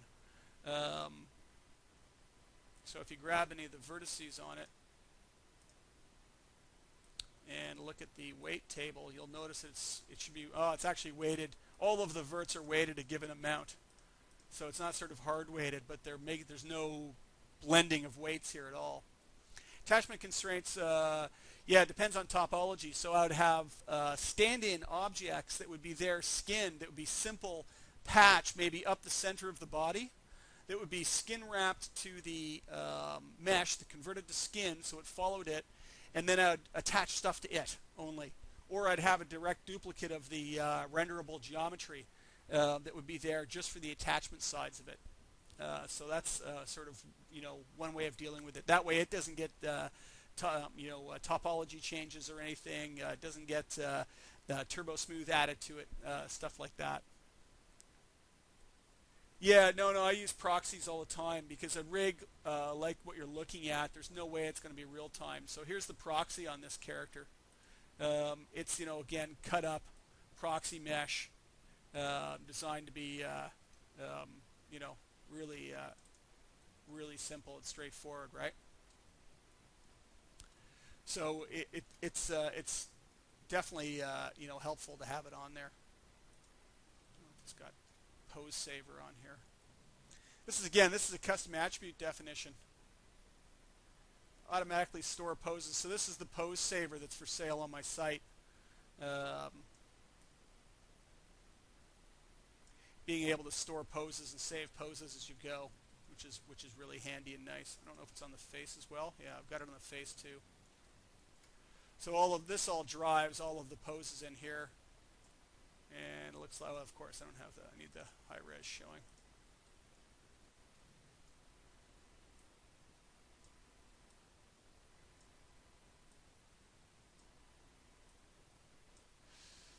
So there's, the amounts of things you can do are endless. As MUS, what? And hair? Oh, and hair, sorry? Is that, did MUS ask something that I missed? And hair, are you asking? What do I do with hair? Um, what's it called? Hair Farm. Looks fantastic. Never used it. There's Orinatrix. Have used that. Works really, really well. And even the built-in Max Hair can work quite well to do it. If you need a rig hair, like ponytails, just use bones and let the animators animate it with FK. I've done so many times. I've done dynamics in it, and it's all dynamically driven, and then find out the animators turned off the dynamics and just animated it by hand because they wanted very specific flicks and stuff happening, especially in cartoony animation. But so generally I'll rig it whenever possible. Will the advanced 12-hour course be based on pose saver or custom match? It'll be using lots of custom attributes. It'll be using lots of sort of custom coded stuff. We'll write tools. We'll do all kinds of things. So in my books, scripting is a big side of rigging. To be able to build good rigs and to be able to build good tools for rigging. And it isn't just about sort of banging rigs together. It's about being able to create rigs that are more dynamic or more usable, reusable. Have got processes like this in it that allows animators to be able to, deal with things. So it's, there's lots to it. Any other questions?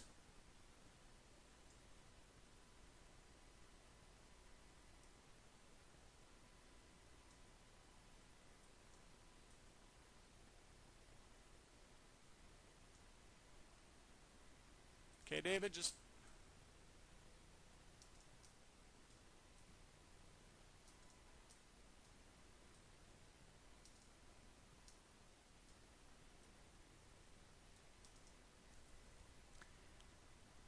what kind of custom libraries? Not many in the C++ realm for MaxScript, if that's what you're asking about. More in plugins for Max, modifiers and things of that nature for doing different things that are just going to run faster than MaxScript ones and allow for more possibilities. I should do more with it. To be honest with you, I don't write enough in C++ to be efficient at it, just because I just don't have time. If Python ever gets added and built in, that might be a good way as well to sort of extend things. But as far as sort of more custom libraries for MaxScript, I've got a lot of custom code running in the background that's globally running to be called on. Like, I've got piles of mathematics code running in a structure that I can call on PenMath and run it. All of this rigging stuff is all MaxScript because you can write it faster than C++. Where you want to use C++, if you wanted to write a new skin modifier, a new cloth modifier, or you wanted to write something of that nature that needed to run really fast in real time, C++ would be the best way to go. C# is a good way to go for UI stuff right now. Writing C# to be able to build custom .NET control types and whatnot. Yeah, the joystick in MaxScript. I do it all in MaxScript a lot of the time. But if you have really big complex UIs, it's better to write those complex UIs in .NET, in C# or VB.NET or whatever, and then call on those via MaxScript to launch them, because it'll run faster if those things are being done in .NET land completely and not being called through MaxScript. That being said, my joystick tool set that I've got now, it's all written in MaxScript and it's running really fast. So, it's not bad at all. And again, what you're looking at here and running this stuff is a .NET list view, all running with funky colors and everything. And this is all just MaxScript.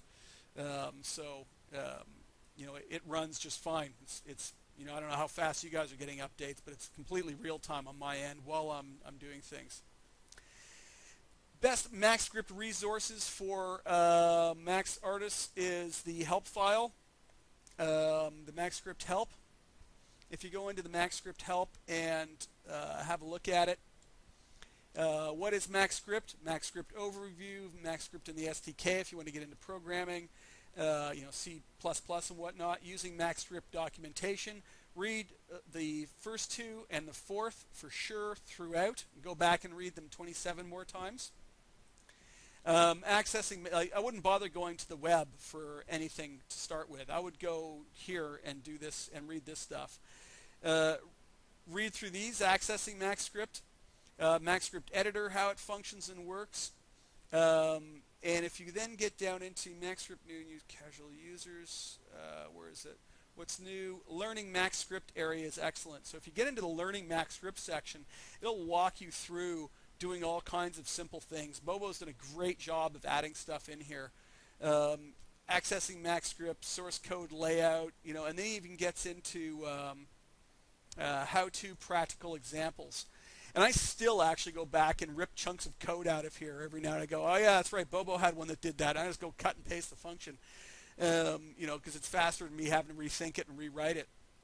But if you go through this, it'll actually take you through some steps, how to write macros and how to write a macro that automatically goes in and deletes all materials on all objects in the entire scene. A tool for renaming all objects that are selected, really simple one. But again, if you go through those and look through them, they get more and more complex as they go on. But basically, this will get you all kinds of information about how MaxScript works and whatnot. And again, he does an amazing job of laying it out.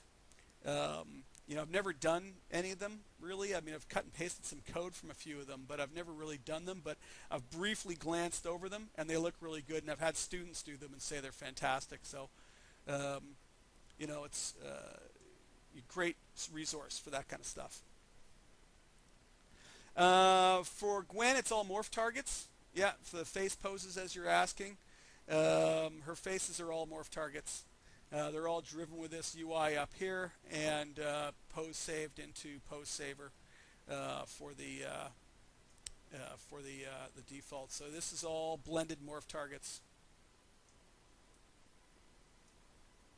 and multiple morph targets. Right? We've got one's just for handling just the eyelids. One's for handling just the jaw, the corners of the mouth. There we go. So you can get all kinds of poses going on and whatnot. So I can go and say test, create pose, and I have a new test pose there, so I can go back and get to that test pose through Pose Saver.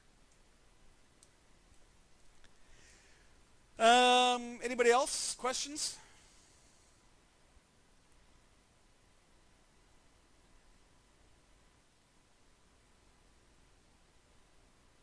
Glad you liked it. Thank you, everybody, for coming out. Sorry for about the issue at the beginning where I suddenly lost control over Max. Thank you very much, David. If there's questions or whatever, fire them via email, or if you see me online on Facebook. If you don't have me on Facebook, add me in. No problem. I'll add you into my Facebook account. And glad you like it. If anybody wants the 3-for-2 deal, just sign up for the second course and then email me using the same email account that you used to pay for it on PayPal, and email me the course that you want me to add you to. I'm going to be, this has all been recorded, and I'm going to be saving these recordings out and sending them to you with your names comped on top of them. I'd just like to ask that you please do not share these on Facebook or anywhere. Correct watermark, David. Please don't share them anywhere. Don't stick them up on YouTube. I try and make part of my living these days by doing master classes like this and whatnot. So there's always just my disclaimer at the end of it. And good stuff. See you guys online, and see you in the next classes if you're there. Thanks for coming out. Take care.